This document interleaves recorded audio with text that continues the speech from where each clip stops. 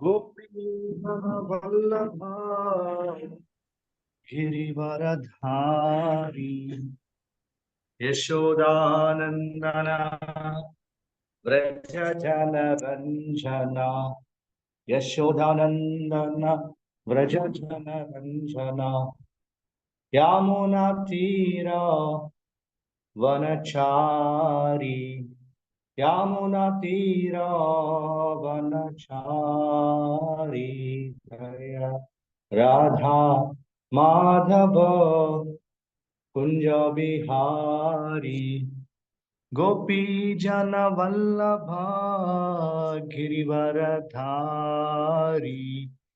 यशोदानंदन व्रज जन रंजना यशोदा नंदन व्रज जन रंजना यमुना तीरा वनचारी यमुना तीरा वनचारी जय राधा माधवा कुंज बिहारी गोपी जन वल्लभा गिरिवरधारी यशोदानंदन व्रज जन रंजन यशोदा नंदन व्रज जन रंजन यमुना तीरा वनचारी हरे कृष्णा कृष्णा कृष्ण हरे हरे हरे राम राम राम हरे हरे हरे कृष्णा कृष्णा कृष्ण हरे हरे हरे राम राम राम हरे हरे हरे कृष्णा कृष्णा कृष्ण हरे हरे हरे राम राम राम हरे हरे हरे कृष्णा कृष्णा हरे हरे हरे राम राम हरे हरे हरे कृष्णा இன்னைக்கு எல்லாரும் ஒரு முறை உங்களை நீங்க அறிமுகப்படுத்திக்கோங்க. புதுசா யார் வந்திருக்கிறாங்க, இது பழைய நபர்கள் வர்றாங்களா, இதெல்லாம் தெரிஞ்சுக்கிடணும் இல்லையா? அதனால எல்லாரும் ஒரு முறை உங்களை நீங்களே அறிமுகப்படுத்திக்கோங்க. உங்க பேரு ஊரு ரெண்டையும் தயவு செய்து வீடியோல வாங்க.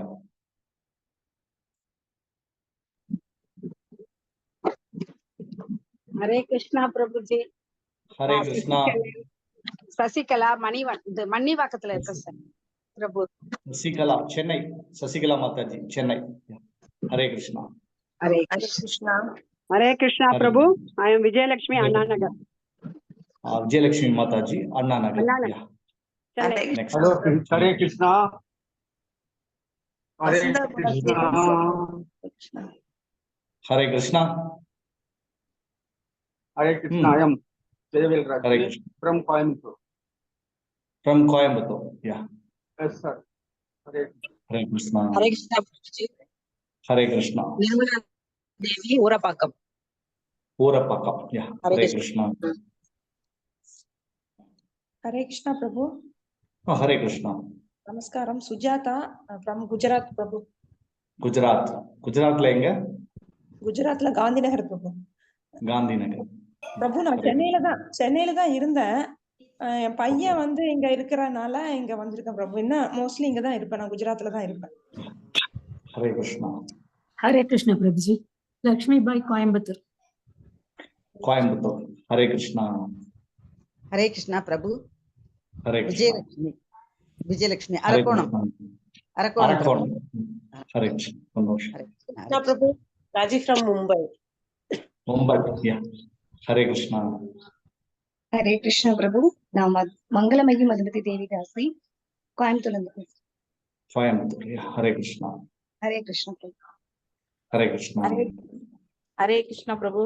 நான் காஞ்சிபுரத்துல இருக்கேன் பிரபு. ஹரே கிருஷ்ணா. நமஸ்காரம் பிரபு. காஞ்சிபுரம். ஹரே கிருஷ்ணா. ஹரே கிருஷ்ணா பிரபு. ஹரே கிருஷ்ணா. விஜய் பாரதி, திண்டுக்கல். திண்டுக்கல். ஹரே கிருஷ்ணா. ஹரே கிருஷ்ணா பிரபு. அமுதா ஜீவரத்னம், காஞ்சிபுரம். காஞ்சிபுரம். ஹரே கிருஷ்ணா. ஹரே கிருஷ்ணா.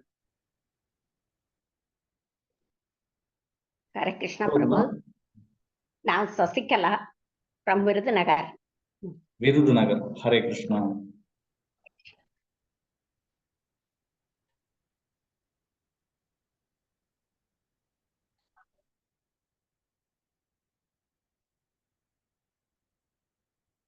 ஓம் அஜ்ஞானதிமிராந்தஸ்ய ஞானாஞ்சனशलाकया चक्षुरोन्मीलितं येन तस्मै श्री गुरवे नमः।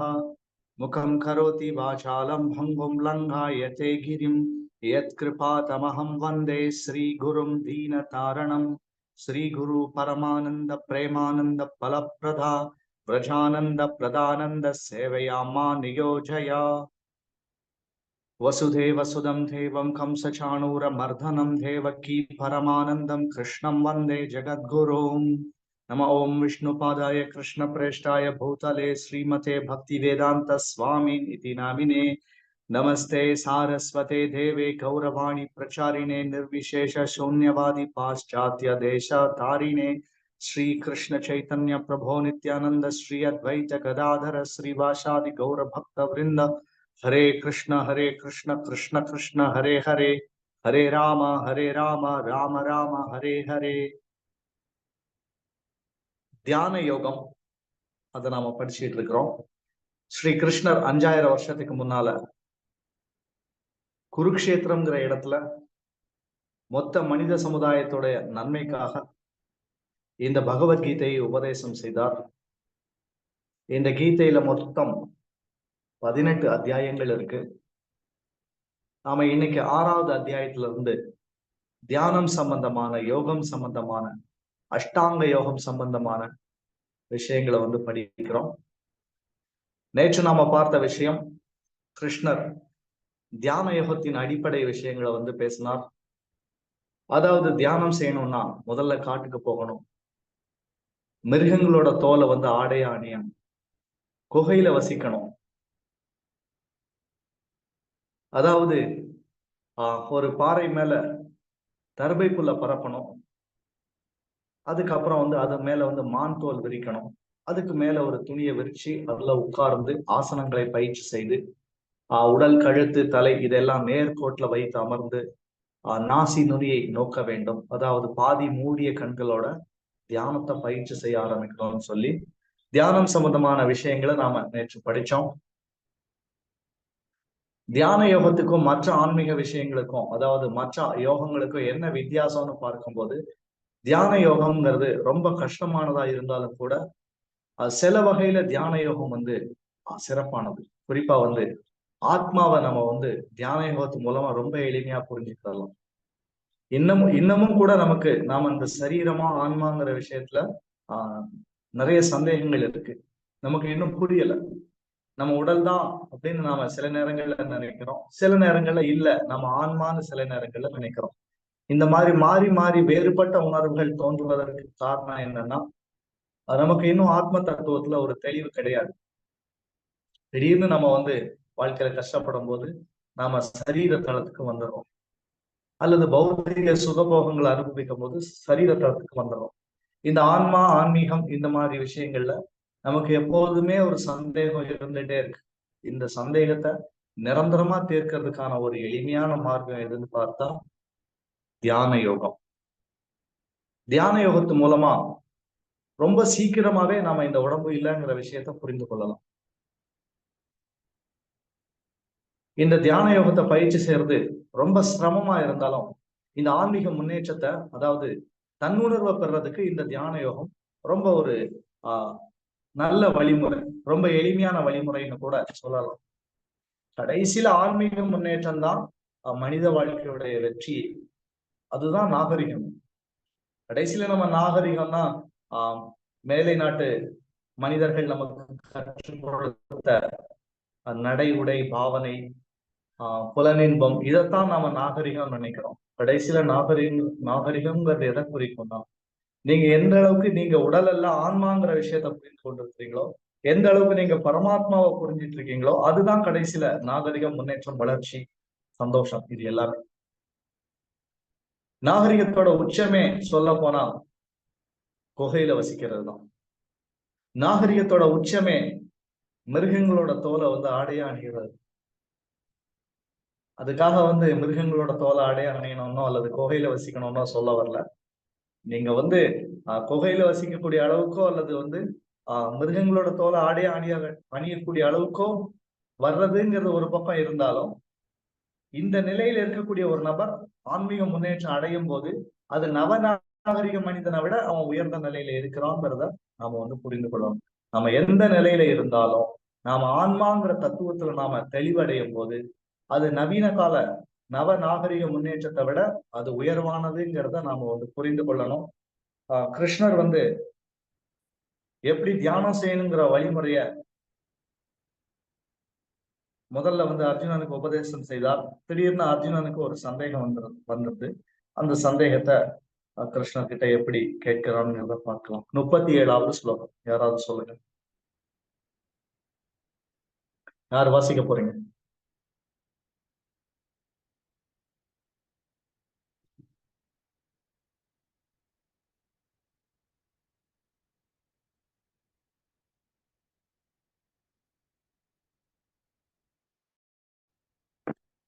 யாராவது வாசிங்க. ஸ்லோகம் வாசிக்க யாருக்கும் விருப்பம் இல்லையா?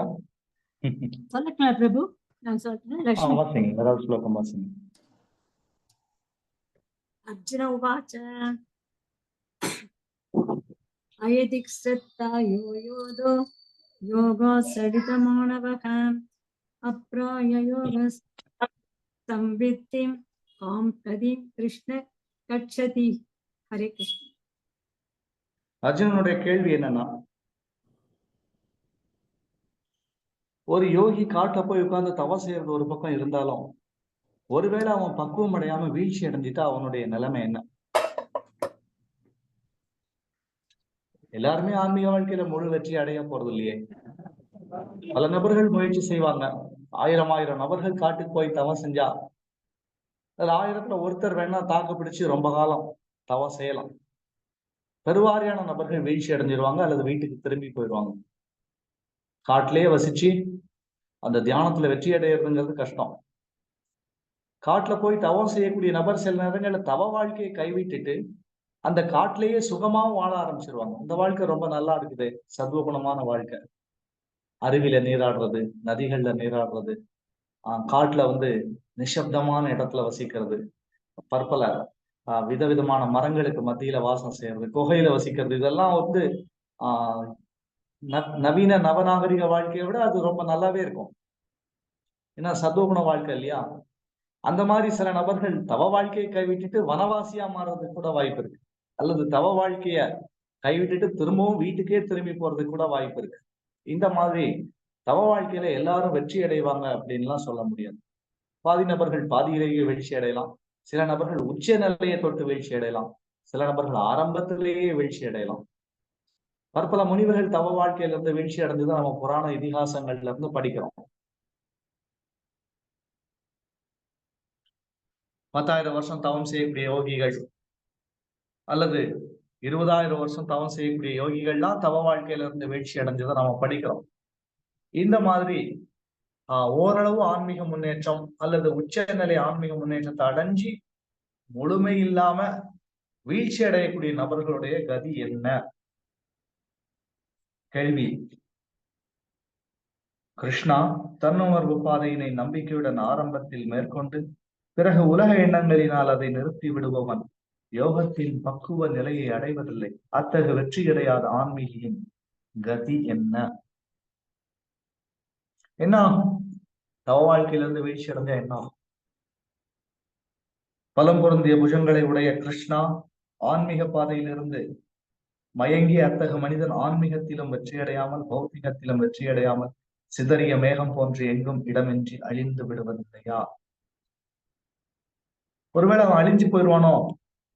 அவன் ஆன்மீகத்திலையும் வெற்றி அடையல, பௌதிக வாழ்க்கையையும் கைவிட்டுட்டான். அவனுடைய நிலைமை தான் என்ன?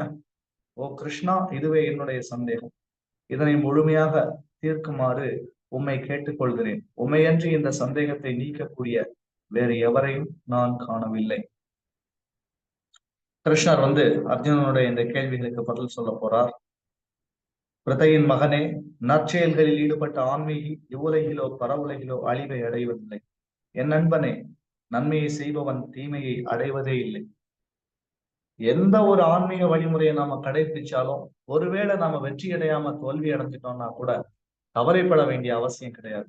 அது கர்மயோகமா இருக்கலாம், ஞான யோகமா இருக்கலாம், அல்லது தியான யோகமா இருக்கலாம், அல்லது பக்தி யோகமா கூட இருக்கலாம். ஒருவேளை நம்ம அறகுறையா விட்டகுறை தொட்டகுறையா தவ வாழ்க்கையிலிருந்து வீழ்ச்சி அடையும் போது நாம எந்த நிலை வரைக்கும் முன்னேற்றம் அடைஞ்சோமோ அந்த நிலை வரைக்கும் நமக்கு நன்மை கிடைக்கதான் செய்யும். அதனால உலக வாழ்க்கையை துறந்த நபர் ஆன்மீக வாழ்க்கையில வெற்றி அடையாம வீழ்ச்சி அடைஞ்சான்னா அவன் அழிவை சந்திப்பான்னு நினைக்க வேண்டியதில்லை. அதுக்கு மாறா அவன் எந்த அளவுக்கு தனக்குத்தானே நன்மை செய்திருக்கிறானோ, அதாவது தவ வாழ்க்கையில மேம்பட்டு இருக்கிறானோ, அதற்கு ஏற்றாற் போல பலன்களை பெறுகிறான். இதுதான் கிருஷ்ணருடைய பதில். தவ வாழ்க்கை ரொம்ப முக்கியம். அதுவும் மனித உடலை எடுத்தோம்னா இந்த தவங்கிறது ரொம்ப முக்கியம். மிருகங்களோட சரீரத்துல கூட நாம புலனின்பங்களை அனுபவிக்கலாம். பட்சிகளோட சரீரத்துல கூட நாம புலனின்பத்தை அனுபவிக்கலாம். மனித உடல்லையும் நம்ம புலனின்பத்தை மட்டுமே வாழ்க்கையோட குறிக்கோளா வச்சிருந்தோம்னா அது நாகரிக முன்னேற்றம் கிடையாது. கடைசியில அது ஒரு மனிதனுக்கு அந்த மனித உடலுக்கே ஆன பிரத்யேகமான நன்மையை அவன் அடைய பெறலைன்னு தான் சொல்லணும். மனித உடலால் அடையக்கூடிய பிரத்யேகமான நன்மை என்னன்னு பார்த்தா, இந்த பிறப்பு இறப்புல இருந்து விடுபடக்கூடிய தவ வாழ்க்கையில அவன் மேன்மை அடையலாம். அதுதான் மனித வாழ்க்கைக்கு உண்டான சிறப்பு. இந்த பாரத பூமியில பிறந்த ஒவ்வொருத்தரும் இந்த தவ வாழ்க்கையில மேன்மை அடையணும். அதுக்காக தான் இந்த நாட்டிலே நாம பிறந்திருக்கிறோம். புலனின்பத்தை அனுபவிக்கணும்னா ஏதோ ஒரு தீவுல பிறந்திருக்கலாம், அது ஏதோ உலகத்துல எவ்வளவோ இடங்கள் இருக்கு, தீவுகள், தீபகற்பங்கள்லாம் எத்தனையோ இருக்கு. அங்கெல்லாம் நம்ம பிறந்திருக்கலாமே. இதுக்கு இந்த புண்ணிய பூமியான பாரத நாட்டுல பிறந்திருக்கோம். ஏன்னா தவம் செய்யறதுக்காக தான் இந்த உடலை நாம இந்த பாரத பூமியிலேயே எடுத்திருக்கோம். ஆகவே தவ வாழ்க்கையில அறகுறையா நம்ம வெற்றி அடைஞ்சா கூட அது நமக்கு நன்மையை தான் கொடுக்கும். எந்த வகையிலயும் அது நமக்கு தீமை கிடையாது. பௌதிக வாழ்க்கையை ஏற்கனவே துறந்தாச்சு, ஆன்மீகத்திலயும் அறகுறை முன்னேற்றம் தான். அதனால என்ன செய்யறது? கவலைப்பட வேண்டியதில்லை. நம்ம எந்த அளவுக்கு தவ வாழ்க்கையில மேன்மை அடைஞ்சோமோ அதுக்கு ஏற்றாற் போல பலனை நாம அடைவோம். நன்மையை செய்பவன் தீமையை அடைவதே இல்லை அப்படின்னு கிருஷ்ணர் சொல்கிறார். ஒரு மனிதன் தனக்குத்தானே செய்யக்கூடிய மிக சிறந்த நன்மை எதுன்னா தவம். அது எந்த வழிமுறையா வேணாலும் இருக்கலாம். கர்மமா இருக்கலாம், ஞானமா இருக்கலாம், தியானமா இருக்கலாம், பக்தியா இருக்கலாம்.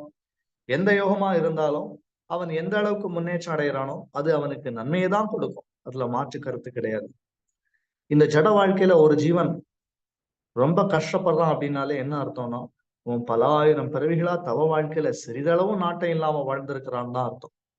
தவ வாழ்க்கையில பிறவிகள்ல அல்லது இந்த பிறவியில நாம ஓரளவுக்காவது வெற்றி அடையும் போது நமக்கு ஜட வாழ்க்கையில இருந்து ஓரளவுக்கு இந்த ஜட வாழ்க்கையில இருந்து வரக்கூடிய துன்பங்கள்ல இருந்து நம்ம விடுதலை அடையலாம்.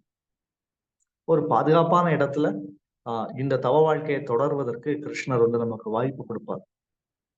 கடைசியில நமக்கு வழங்கப்பட்ட சுதந்திரம், பாதுகாப்பு, இது எல்லாமே எதுக்காகனா ஆன்மீகத்துல முன்னேற்றம் காண்பதற்கு தான். நாம கூட பள்ளிக்கூட பாட புத்தகங்கள்ல படிச்சிருப்போம், இந்த பாரத நாட்டுல பிறக்கிறது எவ்வளவு விசேஷமானதுன்னு சொல்லி. 3 பக்கம் கடலால சூழப்பட்டிருக்கு. வடக்கு பகுதியில இமயமலை தடுத்து நிறுத்துது. அதாவது அந்நியர்கள் உள்ள எளிமையா படையெடுத்து வர முடியாது. மத்திய ஆசியாவில இருந்து வீசக்கூடிய கடும் குளிர்காற்றை இமயமலை தடுத்து நிறுத்துகிறது. அந்நியர்கள் உள்ள நுழையாத மாதிரி 3 பக்கம் கடல்களால இந்த பாரத நாடு சூழப்பட்டிருக்குது. அடுத்தபடியா பகலும் இரவும் சமமா இருக்கிறது இந்த பாரத நாட்டுல மட்டும்தான். அதனால எல்லா மூலிகைகளும், எல்லா வகையான தாவரங்களும், பல்லுயிர் பெருக்கம்னு சொல்லக்கூடிய உலகத்துல உள்ள எல்லா உயிர்களும் வாழ்றதுக்கு ஏற்ற ஒரு அற்புதமான ஒரு சூழ்நிலை இந்த பாரத நாட்டுலதான் இருக்கு. சோ அதனால எல்லா வகையிலையும் இந்த பாரத நாடு அனுகூலமா இருக்கு ஆன்மீக முன்னேற்றத்துக்கு ஏற்றாற் போல. இங்கதான் ஏராளமான ஆலயங்கள் இருக்கு, கோயில்கள், ஏராளமான புண்ணிய நதிகள் இருக்கு, புண்ணிய க்ஷேத்திரங்கள் இருக்கு. சாஸ்திரங்கள் எத்தனையோ இருக்குது. இதெல்லாம் படிச்சு நம்ம தவ வாழ்க்கையில மேன்மை அடையணும். அப்படி மேன்மை அடையும் போதுதான் ஜட வாழ்க்கையில உள்ள இந்த கஷ்ட நஷ்டங்கள்ல இருந்து நாம எளிமையா விடுபடலாம். அது பிறப்பின் அடிப்படையிலேயே நமக்கு பாதுகாப்பான சூழ்நிலை ஒரு நபருக்கு கிடைக்குதுன்னா அது முற்பிறவில செஞ்ச நற்கர்மங்களோட விளைவுதான். ஆகவே ஒரு மனிதன் தனக்குத்தானே செய்யக்கூடிய மிகச்சிறந்த நன்மை எதுன்னு பார்த்தா தவம் தான். இந்த தவமே நம்மள கொஞ்சம் கொஞ்சமா மேன்மைப்படுத்தும். காலப்போக்கில் இந்த பிறப்பு இறப்புல இருந்து விடுபடுறதுக்கு நமக்கு ஒரு நல்ல வாய்ப்பையும் ஏற்படுத்தி கொடுக்கும். கிருஷ்ணர் மேலும் தொடர்கிறார். பிராபிய புண்ணிய கிருதாம் லோகான் உஷித்வா சாஸ்வதி சமாஹ சுச்சீனாம் ஸ்ரீமதாம் கேஹே யோக பிரஷ்டோபி ஜாயத்தே. ஒருவேளை வெற்றி அடையாம அறகுறையா விட்டு போன ஒரு யோகி புண்ணிய ஆத்மாக்களின் லோகங்களில் பற்பல வருடங்கள் அனுபவித்த பின் நல்லோரின் குடும்பத்தில் அல்லது பெரும் செல்வந்தரின் குடும்பத்தில் பிறக்கின்றான். ஒரு யோகி தோல்வி அடைஞ்சான்னா மேல் லோகங்களுக்கு போவான். சொர்க்கலோகமோ அல்லது ஜனலோகமோ தப்போலோகமோ அல்லது பிரம்மலோகமோ கூட இருக்கலாம். மேல போயிட்டு கொஞ்ச காலம் அங்க சுகபோக வாழ்வை அனுபவித்த பிறகு மீண்டும் இதே மண்ணுலகத்துலதான் பிறவி எடுப்பான். அப்படி பிறக்கும் போது நல்ல குடும்பங்கள்ல பிறக்கிறதுக்கான வாய்ப்பு கிடைக்கும், அல்லது ஒரு செல்வந்தருடைய குடும்பத்துல பிறக்கிறதுக்கு வாய்ப்பு கிடைக்கும். செல்வந்தரோட குடும்பத்துல பிறக்கும் போது ஆன்மீக முன்னேற்றம்ங்கிறது பொதுவா எளிது. நல்ல பணக்கார குடும்பத்துல பிறந்தா ஆன்மீகத்துல நம்ம சீக்கிரமா முன்னேறலாம். ஏன்னா ஜட வாழ்க்கைக்காக அல்லோலப்பட வேண்டிய அவசியம் கிடையாது. ஜட தேவைகளை நிறைவேற்றுறதுக்காக பாடுபட வேண்டிய அவசியம் கிடையாது. அப்படி உயர் குடும்பத்துல ஒரு பணக்கார குடும்பத்துல பிறந்திருந்தும் கூட ஒரு மனிதனுக்கு ஆன்மீக வாழ்க்கையில் ஆர்வம் இல்லைன்னா அவனை மாதிரி துரதிருஷ்டசாலி வேற யாரும் கிடையாது. ஏன்னா ஒரு மனிதன் நல்ல குடும்பத்துல அல்லது ஒரு செல்வந்தனோட குடும்பத்துல பிறந்தது நோக்கமே என்னன்னா அவன் ஜட வாழ்க்கையில அவனுக்கு கஷ்டம் கிடையாது, அவன் ஆன்மீகத்துக்காக முயற்சி செய்யலான்னு அர்த்தம். அப்படி ஒரு அருமையான சூழ்நிலை கிடைச்சிருந்தோம் தன்னுடைய தந்தையுடைய சொத்துக்களை விட தான் இன்னும் அதிகமா சொத்து சேர்க்கணும்னு சொல்லி அந்த ஜீவனானவன் உலக வாழ்க்கையில பொருள் திரட்டுவதற்கு இன்னும் அதீதமான முயற்சி செஞ்சா அவன் உண்மையிலேயே துரதிருஷ்டசாலிதான். ஆகவே நற்குலங்கள்ல பிறக்கிறதா இருந்தாலும் சரி, அல்லது நல்ல வசதியான குடும்பத்துல பிறக்கிறதா இருந்தாலும் சரி, அது ஆன்மீகத்திற்கு அனுகூலமான சூழ்நிலை. அதை நல்லா பயன்படுத்தி கொண்டு ஆன்மீக வாழ்வில் முன்னேறுவதற்கான முயற்சியை மேற்கொள்ள வேண்டும். அதவா யோகினாமேவ குலே பவதி தீமதாம் ஏதத்தி துர்லபதரம் லோகே ஜன்மய ஈத்ருஷம். அல்லது நீண்டகால யோக பயிற்சிக்கு பின் வெற்றியடையாதவர் அறிவில் சிறந்து விளங்கும் ஆன்மீகிகளின் குலத்தில் பிறப்பது உறுதி. இத்தகு பிறவி நிச்சயமாக இவ்வுலகில் மிக மிக அரிதானதாகும். அல்லது ரொம்ப காலம் பயிற்சி செஞ்சு ஒரு நபர் வீழ்ச்சி அடைஞ்சா அவங்களோட நிலைமை என்னன்னா ஆன்மீகவாதிகளோட குடும்பத்திலேயே பிறக்கிறதுக்கு வாய்ப்பு கிடைக்கும், சிறந்த பக்தர்களோட குடும்பத்துல பிறக்கிறதுக்கு வாய்ப்பு கிடைக்கும். அதாவது மேன்மை மிகு ஆச்சாரியர்கள் அல்லது மேன்மை மிகு சிறந்த பக்தர்களோட குடும்பத்துல பிறக்கிறது தான் ஒரு நல்ல ஆன்மீக பிறப்புக்கு அடையாளம். அந்த மாதிரியான குடும்பங்கள்ல பிறக்கும் போது நம்ம இந்த மனித வாழ்க்கையில மகத்தான வெற்றியை அடையலாம். அதாவது இறைவனுடைய திருநாட்டுக்கு திரும்பி போறதுக்கான ஒரு நல்ல வாய்ப்பை நாம எளிமையா அடைய முடியும். பக்தி வினோத் தாக்கூர் தன்னுடைய பாடல்ல பாடியிருக்கார், அடுத்து நான் இந்த உலகத்துல பிறக்கிறதா இருந்தா ஒரு சிறந்த பக்தருடைய குடும்பத்துல பிறக்கிறதுக்கான வாய்ப்பை கொடுங்கன்னு சொல்லி அவர் தன்னுடைய பிரார்த்தனையில சொல்கிறார். ஆகவே நல்ல குடும்பங்கள்ல பிறக்கிறதா இருந்தாலும் சரி, அல்லது செல்வந்தருடைய குடும்பத்துல பிறக்கிறதா இருந்தாலும் சரி, இந்த ரெண்டை விட சிறப்பானது எதுன்னா பக்தர்களுடைய குடும்பத்துல பிறக்கிறது. பக்தர்களோட குடும்பத்துல பிறக்காட்டாலும் கூட ஒரு யோகியோட குடும்பத்திலேயோ அல்லது ஒரு ஞானியோட குடும்பத்திலேயோ அல்லது ஒரு புண்ணியவானுடைய குடும்பத்துல பிறக்கிறது இன்னும் சிறப்பானது. தத்ரதம் புத்தி சம்யோகம் லபதே பௌவதேஹிகம் யததே ச ததோ பூய சம்சித்தௌ குருநந்தன. அத்தகு பிறவியை அடைபவன் தனது முந்தைய பிறவியின் திவ்ய உணர்வினை மீண்டும் பெற்று பூரண வெற்றியை அடைவதற்காக அந்நிலையிலிருந்து மேலும் முன்னேற்றம் அடைய முயல்கிறான். ஆன்மீக வாழ்க்கையில முன்னேற்றம் அடைஞ்சி முழு வெற்றியை ஒரு மனிதன் அடைய முடியாம போனா கூட வருத்தப்பட வேண்டிய அவசியம் கிடையாது. மறுபிறவியில அவன் எங்க விட்டானோ அங்கிருந்தே ஆரம்பிக்கிறதுக்கான வாய்ப்பு அவனுக்கு கிடைக்கும். பௌதிக வாழ்க்கையில ஒரு மனிதன் வந்து திடீர்னு அல்ப ஆயுசுல செத்து போயிட்டான்னா விட்ட இடத்துல இருந்து எல்லாம் தொடங்க முடியாது. திரும்பவும் அதுல இருந்துதான் ஆரம்பிக்கணும். ஒன்றாவதுல இருந்துதான் ஆரம்பிக்கணும். ஒரு நபர் இளமை காலத்திலேயே கல்வி கற்றுக்கொண்டு கொண்டிருக்கும் போது பாதியிலேயே செத்துட்டார்னா அவர் திரும்பவும் 1வது 2வது 3வது தான் அவர் படிச்சு திரும்பவும் அதே நிலைக்கு வரணும். ஆன்மீகம் அப்படி கிடையாது. ஆன்மீக வாழ்க்கையில நீங்க எந்த அளவுக்கு முன்னேற்றம் அடைஞ்சிருக்கீங்களோ அதுக்கு ஏற்றாற் போல எந்த இடத்துல விட்டீங்களோ அந்த இடத்துல இருந்தே தொடங்குறதுக்கான ஒரு வாய்ப்பு வந்து கிடைக்கும். ஒரு மனிதன் ஆன்மீக வாழ்க்கையில அறகுறையா வந்து வெற்றி அடைஞ்சி திடீர்னு அவர் வந்து வீழ்ச்சி அடைஞ்சா அல்லது அவருக்கு மரணம் வந்துருச்சுன்னா பயப்பட வேண்டிய அவசியம் கிடையாது. மறுபிறவில அதை தொடர்வதற்கான வாய்ப்பு அவருக்கு கிடைக்கும்.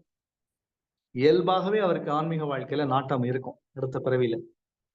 குறிப்பா ஒரு நபர் யோக பாதையை பயிற்சி செஞ்சு வீழ்ச்சி அடைஞ்சாலோ அல்லது மரணம் அடைஞ்சாலோ அடுத்த பிறவில அந்த பழைய உணர்வு திவ்ய உணர்வின் காரணமாகவே அவரே வந்து யோக பாதையில போய் அவர் அறியாமலே போய் நிற்பார். அது மாதிரி பக்தி வாழ்க்கையில நாம வந்து தோல்வி அடைஞ்சாலோ வீழ்ச்சி அடைஞ்சாலோ அல்லது முழுமை அடையாம மரணம் அடைஞ்சாலோ நம்ம கலங்க வேண்டியதில்லை. அடுத்த பிறவில நம்மை அறியாமலேயே இந்த கிருஷ்ண பக்தர்களுடைய சங்கத்துக்கு வந்து விடுவோம். அதனால பயப்பட வேண்டிய அவசியம் கிடையாது. ஆன்மீக வாழ்க்கையில நான் வந்து முழுமையா வெற்றி அடையாம நான் மரணம் அடைஞ்சிட்டேனா அல்லது வீழ்ச்சி அடைஞ்சிட்டேனான்னு சொல்லி கவலைப்பட வேண்டிய அவசியம் கிடையாது. இந்த திவ்ய உணர்வு அழிக்கப்பட முடியாதது. அதாவது ஆன்மீக முன்னேற்றம் மட்டுமே பிறவியா தொடரக்கூடிய ஒன்று. ஜட ஐஸ்வர்யங்களோ அல்லது ஜட சூழ்நிலையோ அடுத்த பிறவிக்கு வருமானு பார்த்தா அது நிச்சயம் கிடையாது. செல்வந்தனா பிறந்த ஒரு நபர் அடுத்த பிறவிலையும் செல்வந்தனா இருப்பார்கள்லாம் சொல்ல முடியாது. கல்வி கற்ற நபர் அடுத்த பிறவிலையும் கல்வி கற்ற நபரா இருப்பார்கள்லாம் சொல்ல முடியாது. பிராமண குடும்பத்துல பிறந்த நபர் அடுத்த பிறவிலையும் பிராமணன் எல்லாம் சொல்ல முடியாது. அழகான ஒரு நபர் அடுத்த பிறவிலேயே அழகான நபரா பிறப்பாருலாம் உத்தரவாதம் கிடையாது. எந்த ஒரு உலகியல் அடையாளமும் நிரந்தரம் கிடையாது. ஆனா ஆன்மீக முன்னேற்றம் நிரந்தரம், ஆன்மீக உணர்வு நிரந்தரம். இந்த தட்டி எழுப்பப்பட்ட தூய்மைப்படுத்தப்பட்ட திவ்யமான ஆன்மீக உணர்வு நிரந்தரம். அது எந்த இடத்துல விட்டோமோ அந்த இடத்துல இருந்தே நம்மள அறியாம அடுத்த பிறவிலையும் தொடர்வோம் அப்படின்னு கிருஷ்ணர் வந்து இங்க உறுதி செய்கிறார்.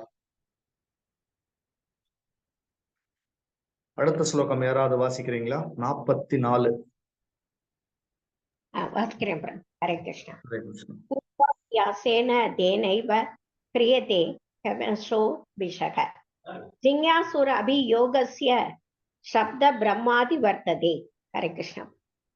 தனது பூர்வ ஜென்ம திவ்ய உணர்வின் காரணத்தால் யோகத்தின் கொள்கைகளை நாடாமலேயே அவன் அவற்றால் இயற்கையாக கவரப்படுகிறான். அத்தகைய ஆர்வமுடைய ஆன்மீகி எப்பொழுதும் சாஸ்திரங்களின் சடங்குகளில் இருந்து உயர்ந்து நிற்கின்றான். கர்மகாண்டத்தை விட தியானம் உயர்ந்தது. எல்லா ஆன்மீக வழிமுறைகளையுமே ஆன்மாவை தூய்மைப்படுத்துறதுக்கான வழிமுறை தான். அதுல வந்து சிறப்பான வழிமுறைங்கிறது கடைசியில தியான யோகம், பக்தி யோகம் போன்ற வழிமுறைகள் தான்.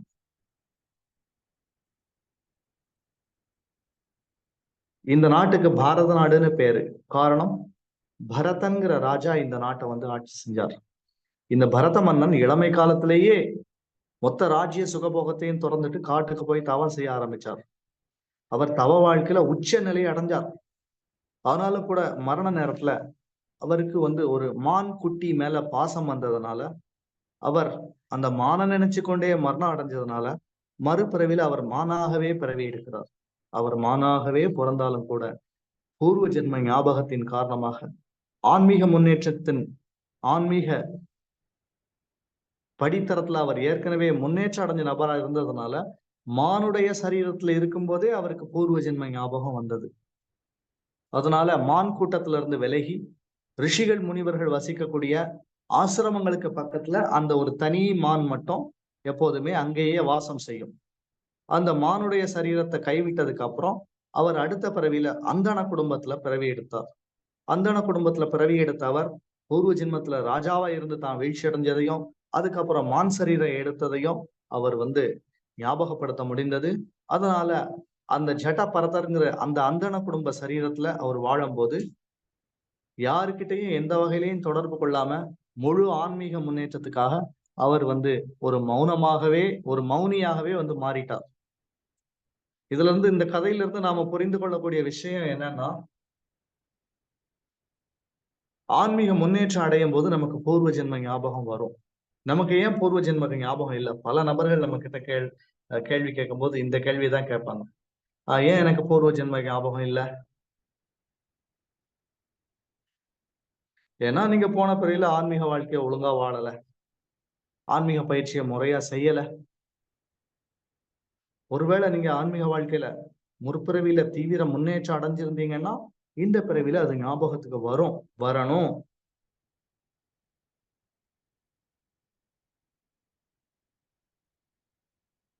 ஆன்மீக வாழ்க்கை ஒண்ணுதான் நிரந்தரமான சொத்து. ஆன்மீக வாழ்க்கையில அறகுறையான முன்னேற்றமோ அல்லது வீழ்ச்சியும் கூட ஒரு பொருட்டு கிடையாது. மறுபிறவில நமக்கு அது எல்லாம் ஞாபகம் வரும், அல்லது ஞாபகம் வராட்டாலும் பிரச்சனை இல்லை. அந்த திவ்யமான உணர்வு நமக்கு திரும்பவும் ஆன்மீக உத்வேகத்தை நம்முடைய மனசுல புத்தியில கொடுக்கும். ஆகவே கிருஷ்ணர் அடுத்த ஸ்லோகத்துல என்ன சொல்கிறார்னு பார்க்கலாம். யாராவது வாசிங்க 45வது ஸ்லோகம். 45. ஹரே கிருஷ்ணா படிக்கிறேன் பிரபு. பிரயத்னாத் யதமானஸ்து யோகி சம்சுத்த கில்பிஷக அநேக ஜன்ம சம்சித்தஸ்ததோதியாதி பராம் கதிம். ஹரே கிருஷ்ணா பிரபுஜி. தேங்க்யூ பிரபுஜி. ஆன்மீக வாழ்க்கை, ஆன்மீக முன்னேற்றம்லாம் இது ஒரு பிறவில நடக்கக்கூடிய விஷயம் கிடையாது. குறிப்பா தியான யோகம். அதாவது பற்பல பிறவிகளா இந்த தவ வாழ்க்கையை மேற்கொண்ட பிறகு எல்லா விதமான உலகியல் களங்கத்திலிருந்து விடுபட்டு அந்த நபர் பரமகதியை அடைய முடியும். அதாவது ஆன்மீக முன்னேற்றத்துக்காக தீவிரமாக முயற்சியில ஈடுபடக்கூடிய ஒரு யோகி இந்த மாதிரி பல பிறவிகளுக்கு அப்புறம் முக்தி அடைகிறதுக்கான ஒரு வாய்ப்பை பெறுகிறான். கோலோக விருந்தாவனம் கூட போகலாம் ஒரு யோகி விருப்பப்பட்டார். பக்தர்களுடைய நிலையும் ஒரு யோகியுடைய நிலையும் ஒண்ணு கிடையாது. பக்தர்கள் பகவானுடைய திருப்திக்காக பற்பல செயல்கள்ல ஈடுபடுறாங்க.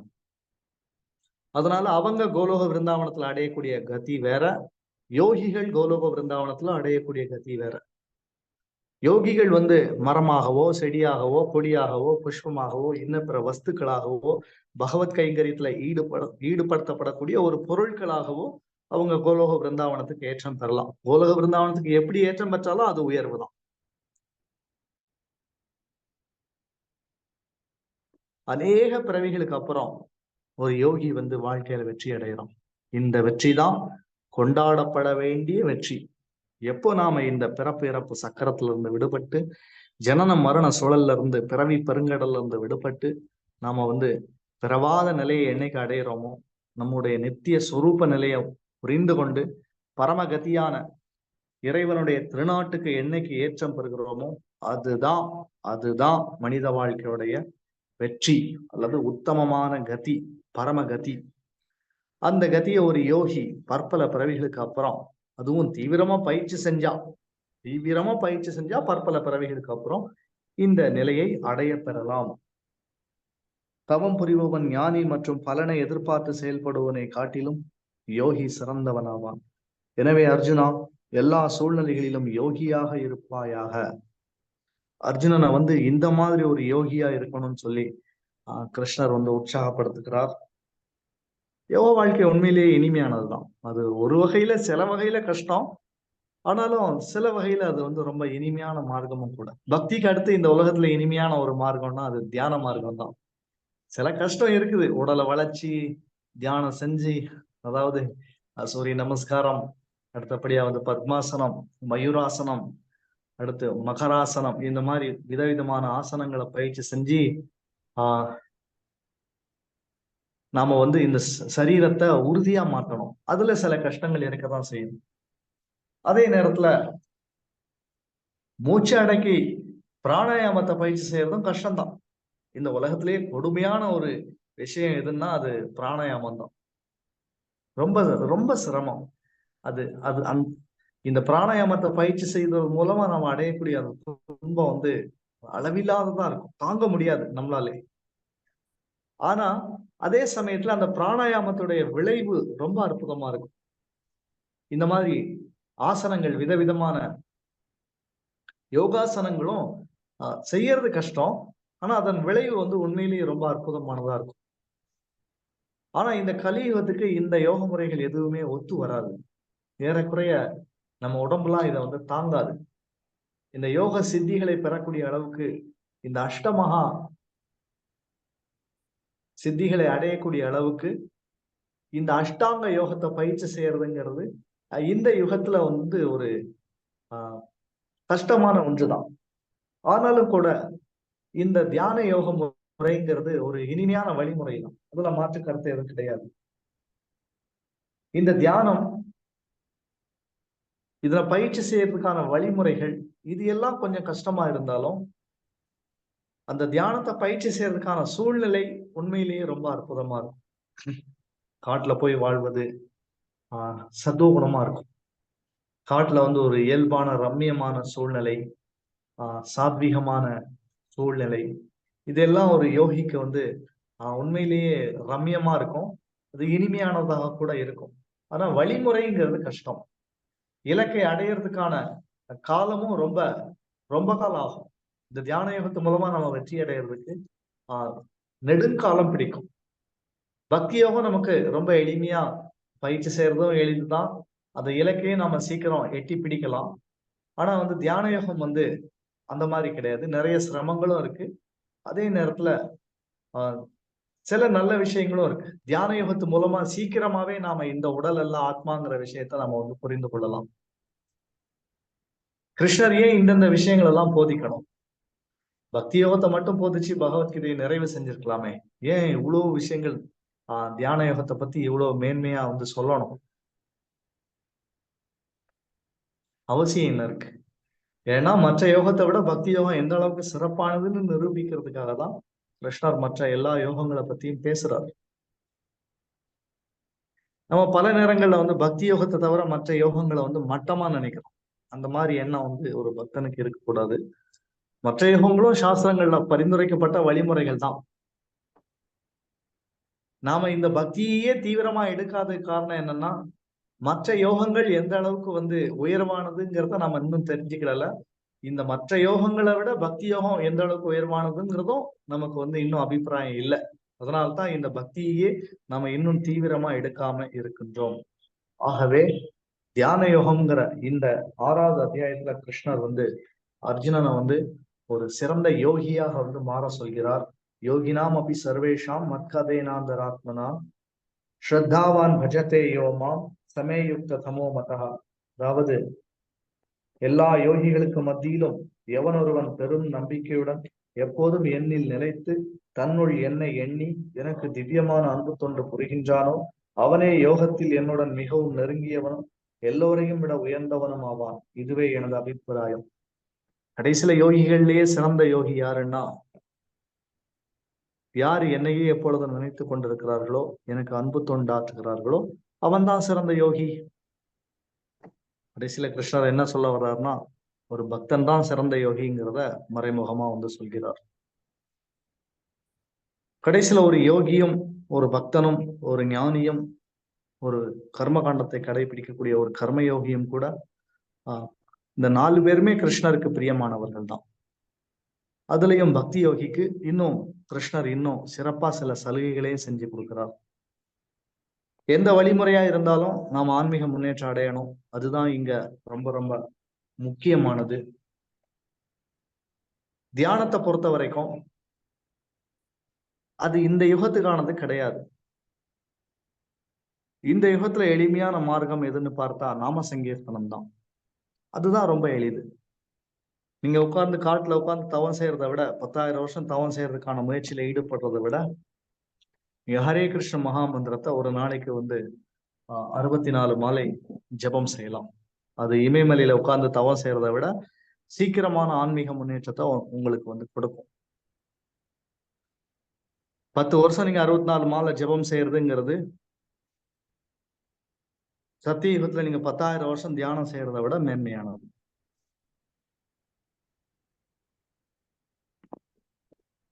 ஆகவே கடைசியில தியானம்ங்கிறது கிருஷ்ணரை தியானிக்கக்கூடிய அளவுக்கு அந்த தியானம் வந்து பக்குவமானதா அந்த யோகியை வந்து மாற்றணும்.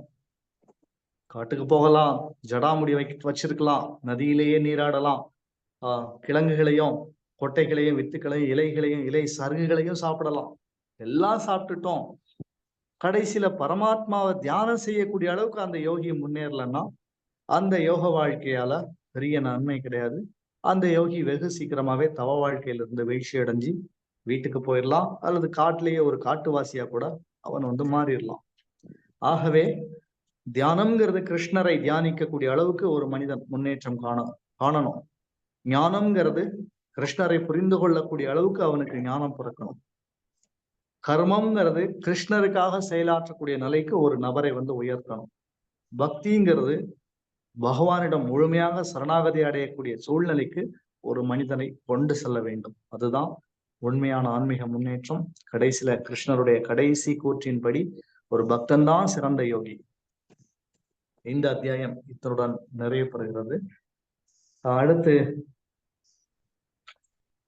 இதோட நிறைவு செய்யலாமா, அல்லது வேற ஏதாவது பகவத்கீதையில இருந்து சில விஷயங்கள் பேசலாமாங்கிறது பக்தர்கள் நீங்க சொல்லலாம்.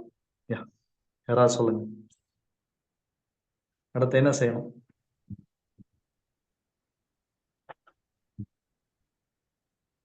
பிரபு பேசலாம் பிரபு, பகவத்கீதையில இருந்து சில விஷயங்கள் வந்து பேசலாம் பிரபு. பகவத்கீதையில இருந்து என்ன பேசலாம்? இன்னைக்கு பாடம் சீக்கிரம் முடிஞ்சது.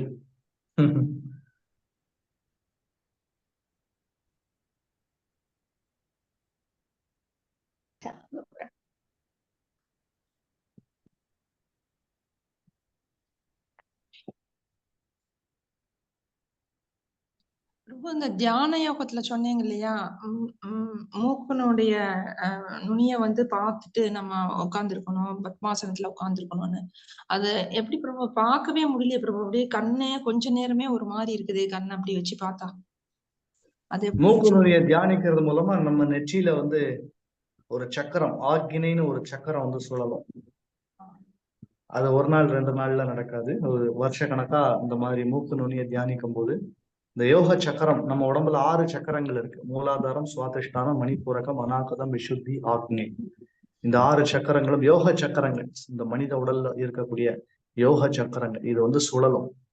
அதாவது இந்த மனித உடல்ல இருக்கக்கூடிய திவ்யமான ஆன்மீக அதிர்வலைகள் தான் இந்த சக்கரங்கள்லாம். இந்த சக்கரங்களை வந்து ஆக்டிவேட் பண்றதுக்கு, அதாவது சுழல செய்யறதுக்கான அந்த தியானத்துல ஒரு வழிமுறை தான் இந்த மூக்கு நுனியை வந்து தியானிக்கிறது.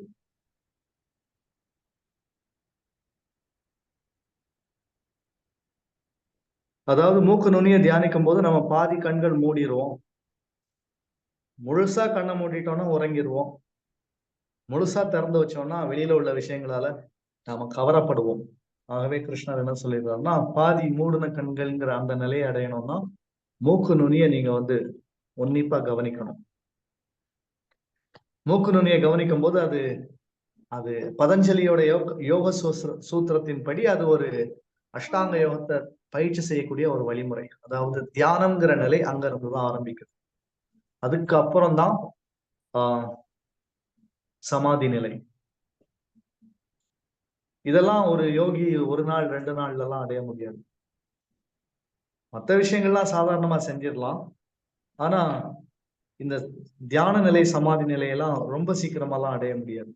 ரொம்ப காலம் ஆகும். 30 வருடங்கள், 40 வருடங்கள், 50 வருடங்கள் அல்லது 100 வருடங்கள் கூட ஆகலாம் ஒரு யோகி. இந்த கலியுகத்துக்கு வந்து இந்த தியான யோகம் வந்து தியான யோகத்துல இருக்க முடியுமா பிரபு? இந்த கலியுகத்துல ஏறக்குறைய கலியுக உடம்பு வந்து தியான யோகத்தை பயிற்சி செய்யக்கூடிய அளவுக்கு தாங்காது. கரெக்ட். இந்த ஆக்கினி சக்கரத்தை நீங்க சுழல விட்டீங்கனாலே ஏறக்குறைய வந்து கலிக உடம்பு தாங்காம நமக்கு பைத்தியம் தான் பிடிக்கும். கரெக்ட்.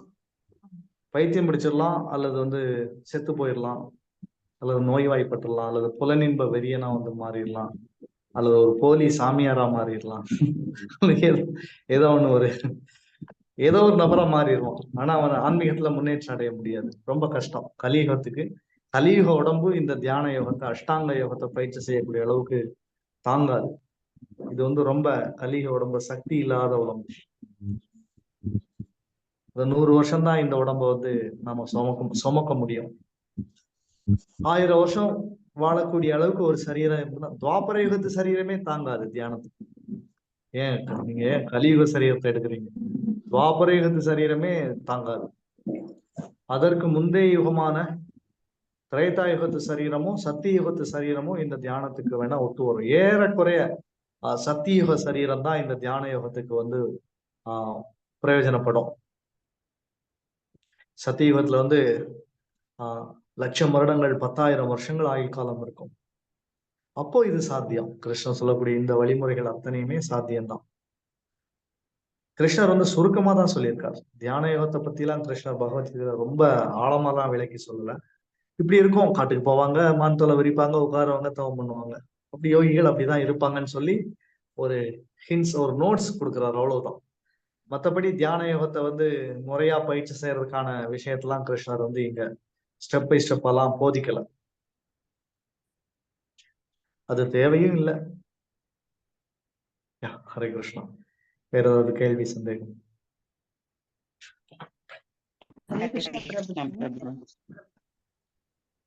இன்னைக்கு 17வது அத்தியாயத்துல இருந்து சில விஷயங்களை படிக்கலாம்னு எனக்கு தோணுது. ஹரே கிருஷ்ணா. ஹரே கிருஷ்ணா. பிரபு, நீங்க 64 மாலை சொன்னீங்களா பிரபு?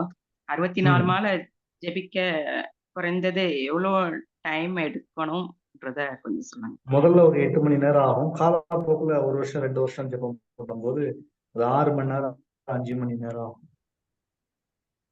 தேங்க்யூ பிரபு. அவ்வளவுதான். பிரபு 3 மணிக்கெல்லாம் எந்திரிச்சு ஜெபிக்கலாமா? நீங்க 2 மணி அல்ல 1:30 மணிக்குள்ள எந்திரிக்கலாம், தப்பு கிடையாது.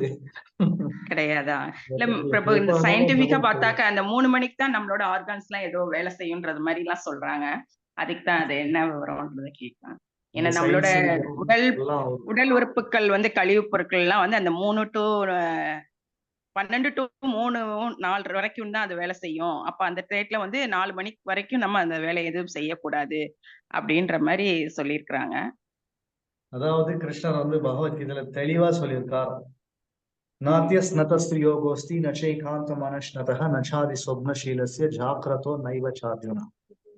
ரொம்ப அதிகமா தூங்குறவன், ரொம்ப குறைவா தூங்குறவன், ரொம்ப அதிகமா சாப்பிட்றவன், ரொம்ப குறைவா சாப்பிட்றவன் யோகியாகவே முடியாது. 1:30 மணிக்கு 2 மணிக்கு எந்திரிக்கிறதெல்லாம் அது வந்து ஏற்புடைய ஒரு தவ வாழ்க்கை கிடையாது, ரொம்ப கஷ்டம். அந்த மாதிரிலாம் நம்ம தான் சீக்கிரம் நோய்வாய்ப்பட்டுருவோம். அந்த மாதிரிலாம் பயிற்சி செய்ய சொல்லல. 3 மணிக்கு மேல அதுதான் கரெக்ட். 2:30 மணி 1 மணி இதெல்லாம் வந்து நம்மளை வந்து சீக்கிரம் வந்து நோய்வாய்ப்பட வைக்கும்.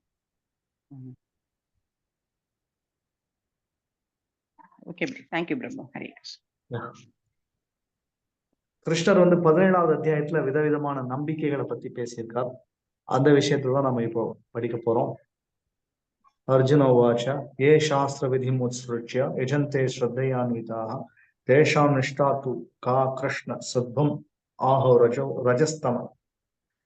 சாஸ்திர விதிகளை பின்பற்றாமல் தங்களுடைய மனக்கற்பனைக்கு ஏற்ப வழிபடக்கூடிய நபர்களுடைய நிலைமை என்ன? அவர்களுடைய வழிபாடு சத்வகுணத்துல இருக்குதா, அல்லது ரஜோகுணத்துல இருக்குதா, அல்லது தமோ குணத்துல இருக்குதா? இந்த மாதிரி அர்ஜுனன் கேள்வி கேட்டு கிருஷ்ணர் 17வது அத்தியாயத்துல ஸ்ரத்தாத்ரேய விபாக யோகத்தை வந்து அர்ஜுனனுக்கு உபதேசம் செய்கிறார்.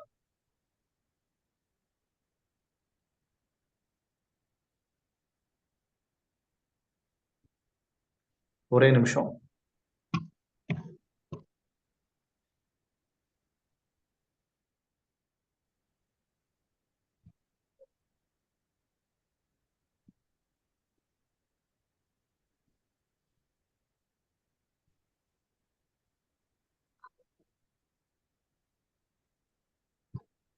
विविधा भवति श्रद्धा देहिनां सा स्वभाव ஸ்வபாவஜா சாத்வீஹி ராஜசி சைவ தாமசு சாத்விகி ராஜசி சைவ தாமசு சேதி தாம் ஸ்ருணு.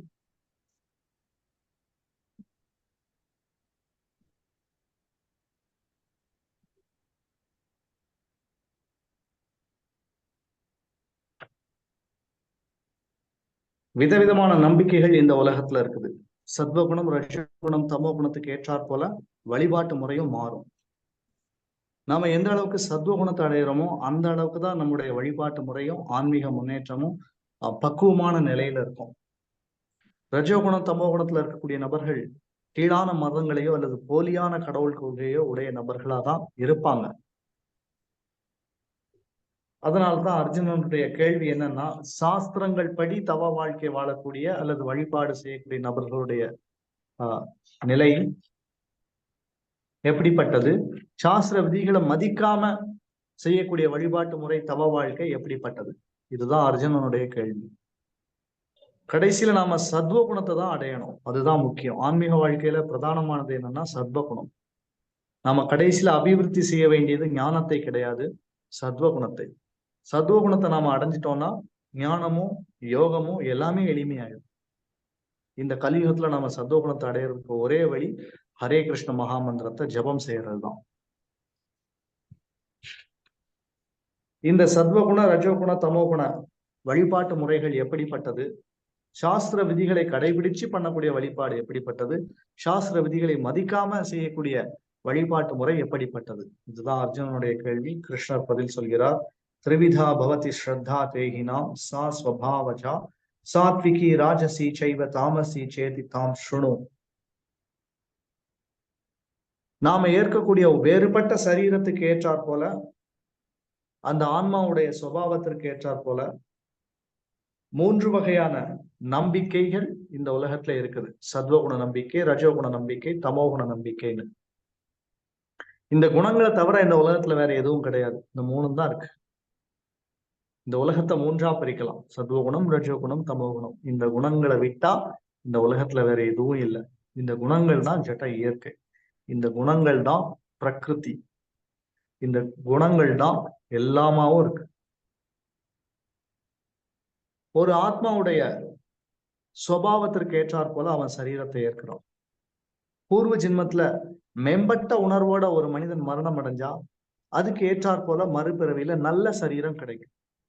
கீழ்த்தரமான உணர்வோட ஒரு மனிதன் மரணம் அடையும் போது அதுக்கு ஏற்றாற் போல கீழான குடும்பங்கள்ல பிறக்கிறதுக்கான நிர்பந்தம் ஏற்படுகிறது.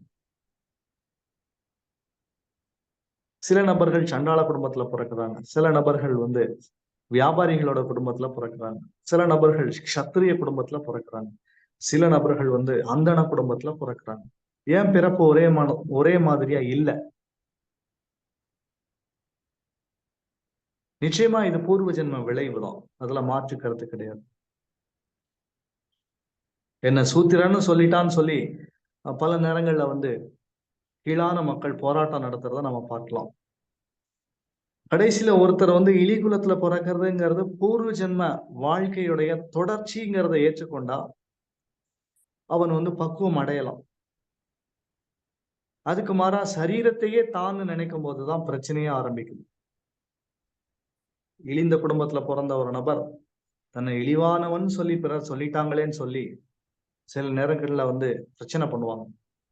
இந்த பிரச்சனைக்கெல்லாம் அவசியம் கிடையாது. உன்னை நீ ஆன்மாவா ஏற்றுக்கொள்ளும் போது, நீ இந்த சரீரம் அல்லன்னு அந்த விஷயத்தை ஏற்றுக்கொள்ளும் போது, பூர்வ ஜென்ம தொடர்ச்சி தான் உனக்கு இந்த இழிவான சூத்திர சரீரம்ங்கிறத நீ ஏற்றுக்கொள்ளும் போது அடுத்து நீ ஆன்மீக முன்னேற்றம் அடையிறதுக்கான வாய்ப்பு உனக்கு இருக்கு. அதுக்கு மாறா ஒரு நபர் முரண்டு பிடிக்கும் போது இந்த மாதிரி ஆன்மீக முன்னேற்றம் அடையிறதுக்கான வாய்ப்பு அவருக்கு இல்லாமல் போய்விடும். ஆகவே குணம் வித்தியாசப்படுறதுக்கு காரணம் வேறுபட்ட பிறப்பு. பிராமண குடும்பத்துல பிறந்தா சத்துவகுணத்தோட இருக்கிறான், க்ஷத்திரிய குடும்பத்துல பிறக்கும் போது ரஜோகுணம் இருக்கு, வைசிய குடும்பத்துல பிறக்கும் போது தமோ மற்றும் ரஜோகுணம் இருக்கு, சூத்திர குடும்பத்துல பிறக்கும் போது அவனை சூத்திர குடும்ப அந்த குடும்பத்துல பிறந்த காரணத்தாலேயே அந்த நபர் தமோ குணத்துலதான் எப்பொழுதுமே மூழ்கி இருக்கிறான். சத்துவகுணம், ரஜோகுணம், தமோகுணம் இந்த 3 குணமும் வேற வேற வர்ணங்களை வந்து உருவாக்குது. பிராமணன் சத்துவகுணத்துல பிறந்தான் அப்படிங்கிறதுக்காக அவன் எப்போதுமே சத்துவகுணத்துல இருக்க மாட்டான். பெருவாரியான நேரத்துல சத்துவகுணத்துல தான் இருப்பான். க்ஷத்திரிய குடும்பத்துல பிறந்ததுனாலேயே ஒருத்தன் ரஜகுணத்துலதான் எப்பொழுதுமே இருப்பான்னு நினைக்க கூடாது. அவன் எப்பொழுதுமே ரஜகுணத்துல தான் இருப்பான். ஆனா சில நேரங்கள்ல அவன் சத்துவ குணத்துக்கும் தமோ குணத்துக்கும் கூட மாறலாம், உயரலாம் அல்லது இழிவடையலாம். அதே மாதிரி வைசியர்களுக்கும் சூத்திரர்களுக்கும் அதுதான். அவர்கள் எப்பொழுதுமே தமோ மற்றும் ரஜோ குணத்துலதான் இருப்பாங்கன்னு சொல்ல முடியாது. கால இடைவெளியில சில நேரங்கள்ல அவர்கள் வந்து சத்துவ குணத்துக்கு முன்னேற்றம் அடையலாம், சில நேரங்கள்ல அவர்கள் தமோ குணத்துக்கும் இழிவடையலாம். ஆனா அந்தந்த வர்ணத்தவர்கள் அந்தந்த குணத்துல அதாவது அதிகப்படியான நேரத்துல அவர்கள் வந்து இருப்பார்கள். பிராமண குடும்பத்துல பிறந்திருந்தா அவன் பெருவாரியான நேரத்துல சத்துவ குணத்துல தான் இருப்பான். சத்திரிய குடும்பத்துல பிறந்தா பெருவாரியான நேரத்துல அவன் ரஜோ குணத்துல தான் இருப்பான்.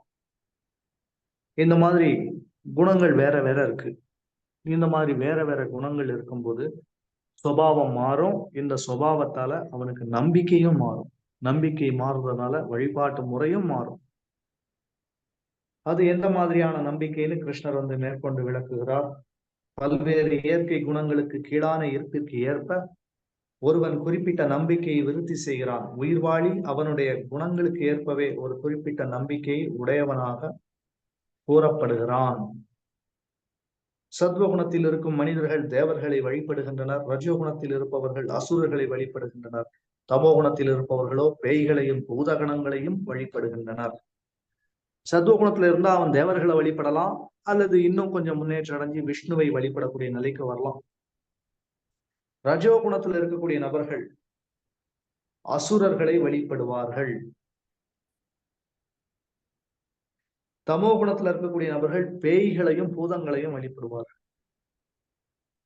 இந்த காவல் தெய்வ வழிபாடு, எல்லை தெய்வ வழிபாடு, குல தெய்வ வழிபாடு எல்லாம் ஏறக்குறைய கிராமங்கள்ல நாம பார்க்கலாம். இது வந்து ஏறக்குறைய பிசாசு பூதங்கடங்களை வழிபடுறதுதான். இதெல்லாம் ஒரு மட்டமான வழிமுறை. இதைத்தான் நாம இந்து மதம் நினைச்சிடறோம். பெருவாரியான மக்கள் இந்த மாதிரியான முட்டாள்களா தான் இருக்கிறாங்க. ஆகவே இந்த பூத வழிபாடும் பேய் வழிபாடும் தான் இந்து மதம் அப்படின்னு சொல்லி மற்ற மதத்துக்காரங்கெல்லாம் வந்து நினைச்சிடறாங்க.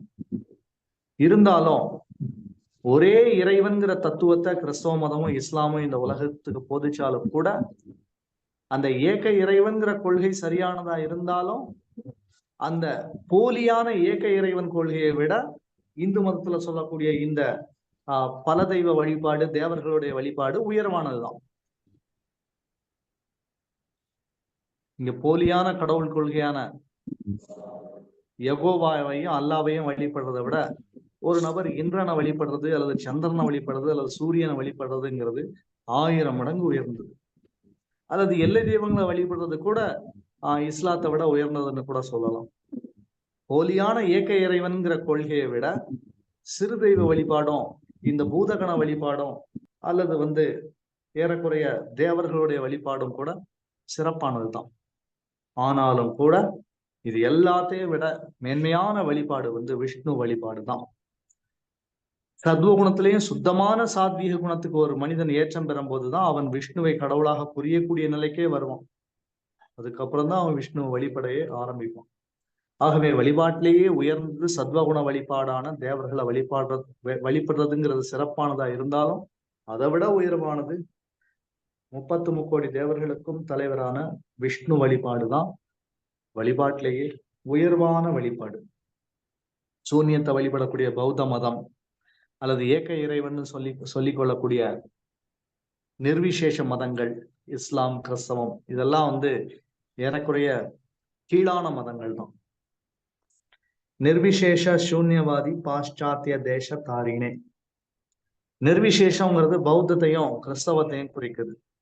சூன்யங்கிறது பௌத்த மதத்தை குறிக்குது. இந்த 3 மதங்களுமே இந்த உலகத்துல ரொம்ப ஆபத்தான போலி மதங்கள். இதை வந்து நாம எப்பொழுதுமே மனசுல ஆழமா பதிக்கணும். அசாஸ்திர விதிம் விஹிதம் கோரம் தப்யந்தே ஏ தபோ ஜனாஹ தம்போஹங்கார சம்யுக்தஹ காமராக பலான்விதாஹ ஹர்ஷயந்தஹ ஷரீரஸ்தம் பூதக்ராமம் அச்சேதசஹ மாம் சைவாந்தஹ ஷரீரஸ்தம் தான் வித்யாசுர நிச்சயாம். காமம் மற்றும் பற்றுதலின் பலவந்தத்தால் சாஸ்திரங்களில் பரிந்துரைக்கப்படாத கடுமையான தவங்களை தற்பெருமையுடனும் அகங்காரத்துடனும் செய்பவர்கள் உடலின் ஜட மூலக்கூறுகளை துன்புறுத்துவது மட்டுமின்றி உள்ளே உறைந்துள்ள பரமாத்மாவையும் துன்புறுத்துகின்றனர். அத்தகைய முட்டாள்கள் அசுரர்களாக அறியப்படுகின்றனர். தபஸ் செய்யக்கூடிய எல்லாருமே பக்குவமான ஆன்மீகவாதிகள்னு நாம நினைக்க கூடாது. பிரகலாதன் செய்யக்கூடிய தவம் வேற, ஹிரண்யகசிபு செய்யக்கூடிய தவம் வேற. ராவணன் கும்பகர்ணன் செய்யக்கூடிய தவம் வேற, துருவன் செய்யக்கூடிய தவம் வேற. இவங்களும் கூட தவம் தான் செஞ்சாங்க.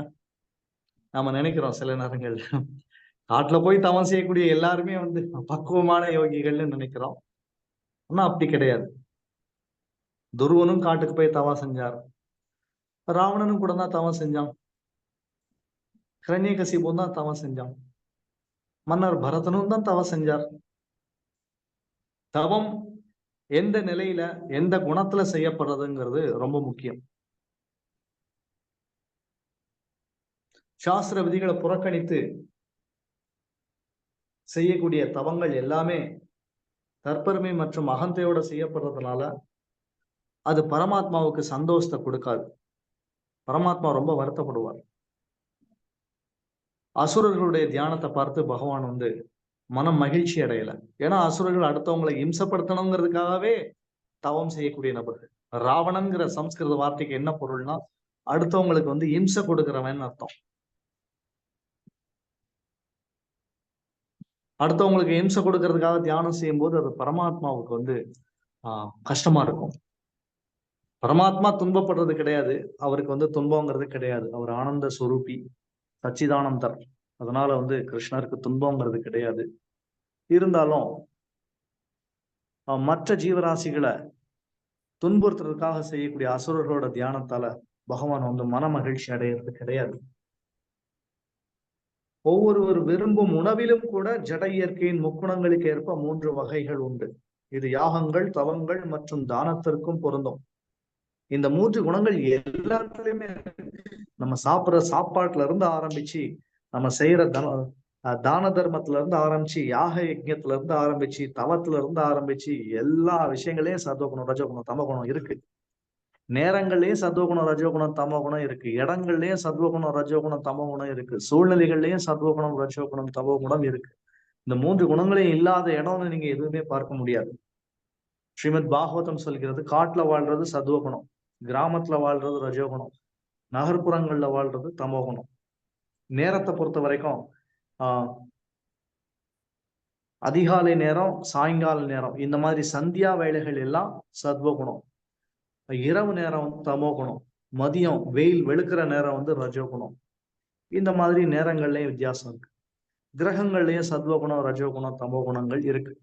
நிறங்கள்லயும் சத்வகுணம், ரஜோகுணம், தமோகுணம் இருக்கு. சிவப்பு ஒண்ணு ரஜோகுணம், மஞ்சள் நிறம், வெள்ளை நிறம் இது சத்வகுணம். அடுத்தபடியா கருப்பு மாதிரியான நிறங்கள் எல்லாம் தமோகுணம். இந்த 3 குணங்களும் இல்லாத இடம்னு எதுவுமே கிடையாது. கிருஷ்ணர் நம்ம சாப்பிடக்கூடிய சாப்பாட்டுலயும் சத்துவகுணம், ரஜோகுணம், தமோகுணம் இருக்குங்கிறத இங்க சொல்லியிருக்காரு. அது என்னங்கிறத பார்க்கலாம்.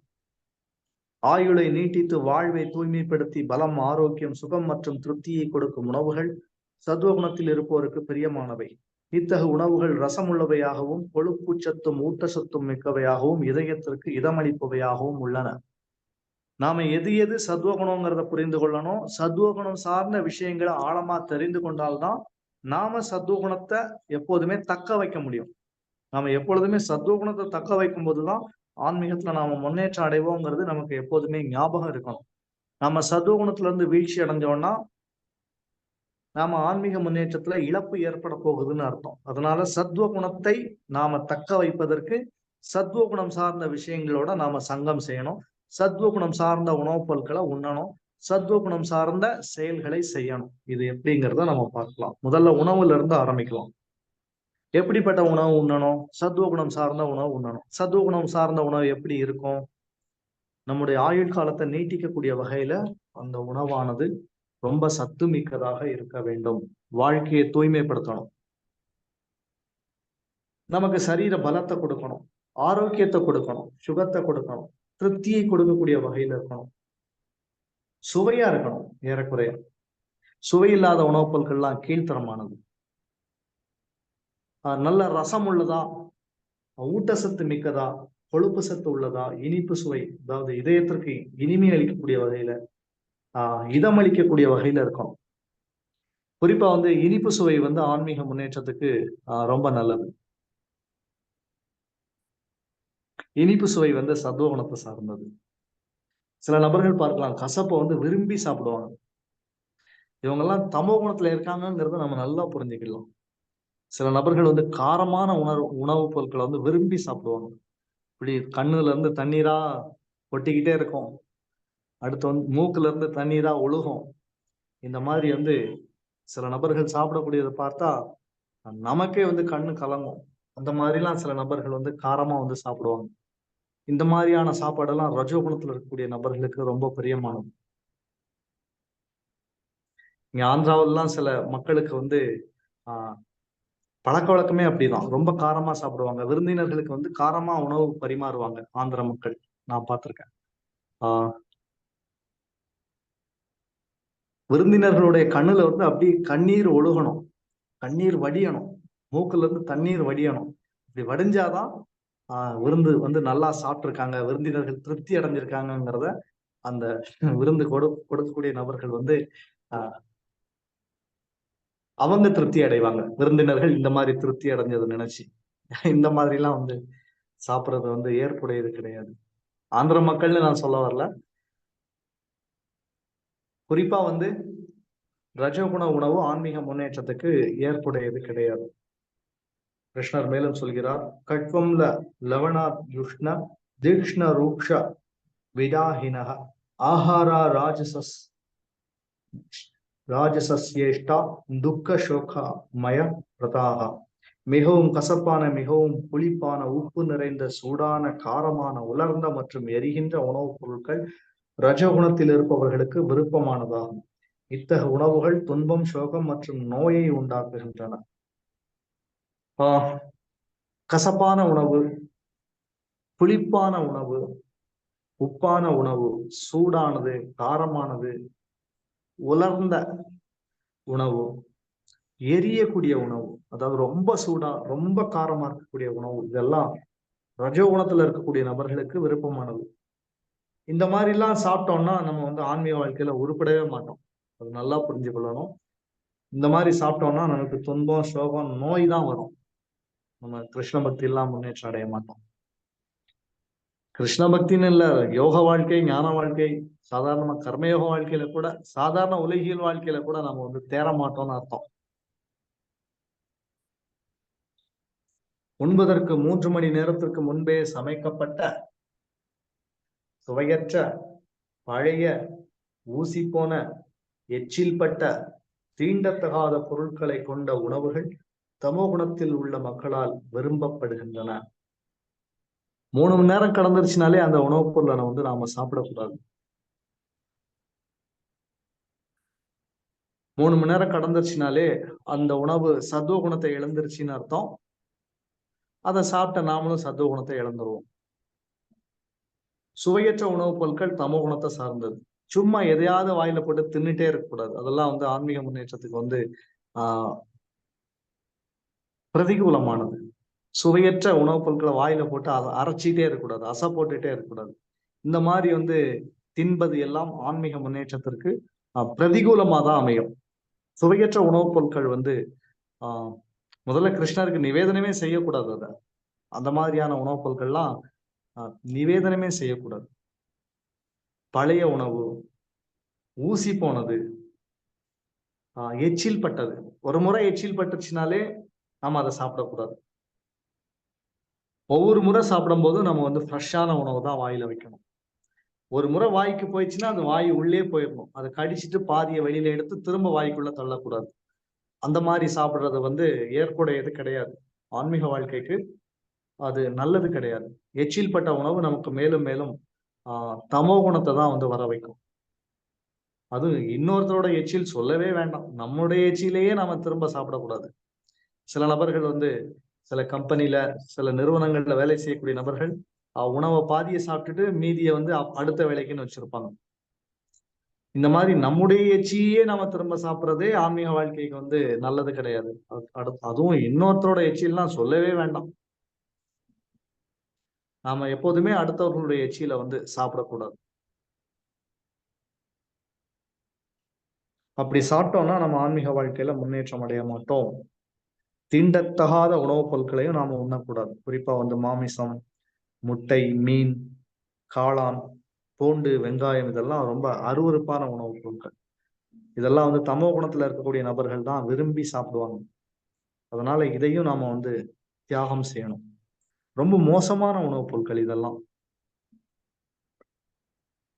குறிப்பா வந்து மாமிச உணவு சாப்பிட்றது மூலமா நம்ம மற்ற உயிர்கள் மேல இரக்கம் இல்லாத நபரா மாறுவோம். அது நமக்கு கொடூர குணத்தையும் ஒரு காழ்ப்புணர்ச்சியும் துவேஷத்தையும் பொறாம உணர்ச்சியும் நம்ம மேலும் மேலும் அதிகரிக்கும். ஆகவே இந்த மாதிரியான உணவுப் பொருட்கள் எல்லாம் ஒரு ஆன்மீகவாதி விரும்ப மாட்டான். இந்த மாதிரி உணவுப் பொருட்கள்ல சத்துவகுணம், ரஜோகுணம், தமோகுணம் இருக்குங்கிறத கிருஷ்ணர் வந்து ஆழமாக வலியுறுத்துகிறார். ஆகவே சத்துவகுணம் சார்ந்த உணவுப் பொருட்களை சாப்பிடணும். சத்துவகுண சாப்பாடு எப்படி இருக்கும்? ஆயுளை நீட்டிக்கும், வாழ்வை தூய்மைப்படுத்தும், பலத்தை வழங்கும், ஆரோக்கியத்தை வழங்கும், சுகமாக இருக்கும், திருப்தியை கொடுக்கும், கொழுப்பு சத்து மிக்கதா இருக்கும், ஊட்டச்சத்து மிக்கதா இருக்கும், ரசம் உள்ளதா இருக்கும், இதயத்திற்கு இனிமை அளிக்கக்கூடிய வகையில இருக்கும். 6 சுவைகள் இருக்கு. இந்த 6 சுவைகள்ல வந்து இனிப்பு வந்து சத்துவகுணம். அந்த இனிப்பு சுவையே ரொம்ப அதிகமா சாப்பிட்டோம்னா அதுவே ரஜோகுணம். அதே நேரத்துல வந்து காரமான உணவுப் பொருட்கள் வந்து ரஜோகுணம். கசப்பு, புளிப்பு இதெல்லாம் வந்து தமோ குணத்தை சார்ந்தது.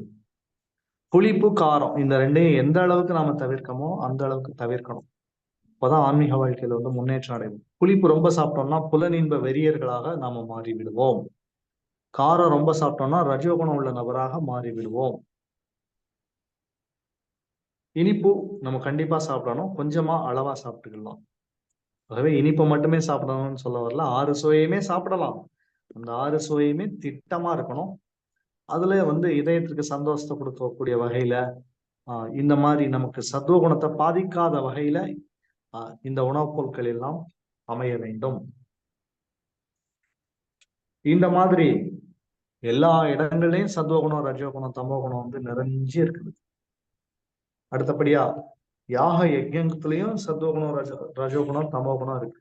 கொடுக்கிற தானத்திலையும் சத்துவகுணம், ரஜோகுணம், தமோகுணம் இருக்கு. இந்த மாதிரி செய்யக்கூடிய தவத்திலையும் சத்துவகுணம், ரஜோகுணம், தமோகுணம் இருக்கு. ஆகவே இந்த முக்குணங்களுடைய தன்மைக்கு ஏற்றாற் போல ஒவ்வொரு மனிதனுக்கும் சுபாவம் வேற வேற அமையும். அந்த சுபாவத்திற்கு ஏற்றாற் போலதான் அவனுடைய கடவுள் வழிபாடும் அமையும். அவனுடைய கடவுள் வழிபாட்டிற்கு ஏற்றாற் போலதான் அவனுக்கு நல்ல கதிங்கிறது கிடைக்கும். எல்லாரும் ஒரே கதியை அடையிறது இல்ல. எல்லா நதிகளிலும் கடைசியில கடல்ல போய் கலக்கிற மாதிரி எல்லா வழிபாடும் ஒரே இறைவன் அடையிறதுங்கிற கொள்கை வந்து முட்டாள்தனமானது. ஆனா அப்படி கிடையாது. கிருஷ்ணர் வந்து அப்படி சொல்லல. யாந்தி தேவ விரதா தேவான், தேவர்களை வழிபட்டா தேவர்களோட உலகத்துக்கு போகலாம். பித்ருன் யாந்தி பித்ரு விரதா, பித்ருக்களை வழிபட்டா பித்ருக்களோட லோகத்துக்கு தான் போக முடியும். பூதானி யாந்தி பூதேட்சியா, பூதங்களை வழிபட்டா பூதங்களோட உலகத்துக்கு போகலாம். யாந்தி மத்தியா ஜினோ அபிமான், கிருஷ்ணரை வழிபட்டா கோலோக பிருந்தாவனத்துக்கு போகலாம். கதி வேற, வழிபாடும் வேற. வழிபாட்டுக்கு ஏற்றாற் போல்தான் கதி அமையும். ஆகவே எல்லா வழிபாடும் ஒரே கதியை கொடுக்குதுங்கிறது ஏற்புடையது இல்லை. அது சரியான கொள்கையும் கிடையாது. ஒருத்தன் நாய் மாமிசம் சாப்பிட்றான். அந்த நாய் மாமிசம் சாப்பிட்றதுக்கு ஏற்றாற் போலதான் அவனுடைய மதமும் இருக்கும்.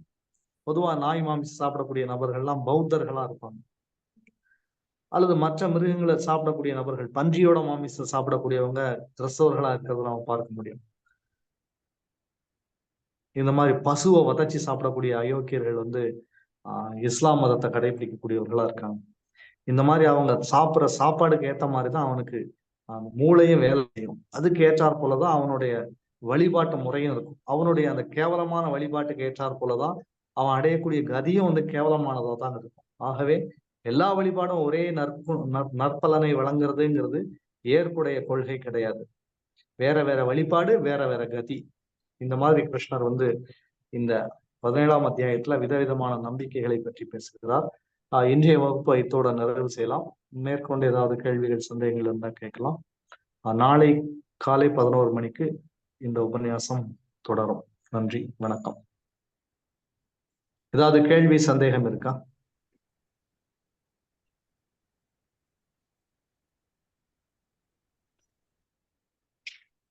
பிரபு மன்னிக்கணும் இந்த கேள்வி கேட்கறதுக்கு. இப்ப இஸ்லாம் மதத்தை தழுவுறவங்க வந்து ரெகுலரா வந்து அந்த மாமிசம் எடுத்துக்க போய் தான் அவங்கதான் வந்து மெயினா டெரரிஸ்ட்ல வந்து அவங்கதான் வந்து இருக்காங்க இல்லையா? அது உண்மைதானே பிரபு? ரெகுலரா உண்மைதான். அதனாலதான் அவங்களுக்கு இருக்காங்க. பசுவை கொல்றதுனால அவங்க சனாதன தர்மத்துக்கு, உண்மையான தர்மத்துக்கு எதிரான நபர்களா இருக்காங்க. அவங்க வந்து பாலைவனத்துல வாழ்றதுக்கு ரொம்ப தகுதியான நபர்கள். அவங்க பாலைவனத்துக்கு போயிடுறது நல்லது. இந்தியா சுதந்திரம் அடைஞ்சதுக்கு அப்புறம் அவங்களுக்குன்னு தனி நாடு வந்து வாங்கிக்கிட்டாங்க. தனி நாடு வாங்கினதுக்கு அப்புறம் நம்ம நாட்டை வந்து மதச்சார்பற்ற நாடா வந்து அறிவிச்சுட்டாங்க. அதுக்கு நாட்டை பிரிக்காமலே இருந்திருக்கலாமே. ஸ்ரீல பிரபுபாதா வந்து சொல்கிறார் பாகிஸ்தானத்தை பத்தி பேசும்போது, பாகிஸ்தான் வந்து ஒரு அமங்கலமான நாடுன்னு ஸ்ரீல பிரபுபாதா வந்து சொல்லியிருக்கார். பிரபுபாதா காலத்துல பாகிஸ்தான்ங்கிறது பங்களாதேசத்தையும் சேர்த்துதான் பாகிஸ்தான். அங்க வந்து எல்லாமே அங்க வந்து மோசமானதுதான். இன்னைக்கு வந்து நிறைய பக்தர்கள் வந்து கொல்லப்படுகிறார்கள் வங்காள தேசத்துல. இதெல்லாம் நமக்கு வந்து மன வலியையும் துன்பத்தையும் கொடுக்குது. இன்னொன்னு மோசமான மத கொள்கை, மதவெறி, இதெல்லாம் வந்து புலனின்பம் சார்ந்த ஒரு போலியான மத கொள்கையை மையமா வச்சு வரக்கூடிய பிரச்சனைகள். வேற ஏதாவது கேள்வி சந்தேகம்? நிச்சயமா. அதாவது இஸ்லாம், கிறிஸ்தவம், உலகத்துல உள்ள சனாதன தர்மம் தவிர்த்து எல்லா மதங்களுமே போலியான கடவுள் கொள்கை உடையதா தான் இருக்குது. இது மக்களை வந்து தப்பாதான் வழிகாட்டும். பிரபு இன்னொன்னு பிரபு, இஸ்லாமத்துல வந்து நிறைய பேர் இப்ப அழகா பிறக்கிறதுக்குமே வந்து புண்ணியம் பண்ணிருக்கணும்னு இஸ்லாம் வந்து இவ்வளவு கீழ்த்தரமா அவங்க மாமிசம் சாப்பிடுறாங்க, எல்லாம் பண்றாங்க.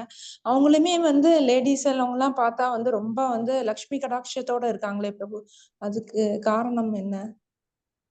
குரான்ல ஒரு வசனம் இருக்குது.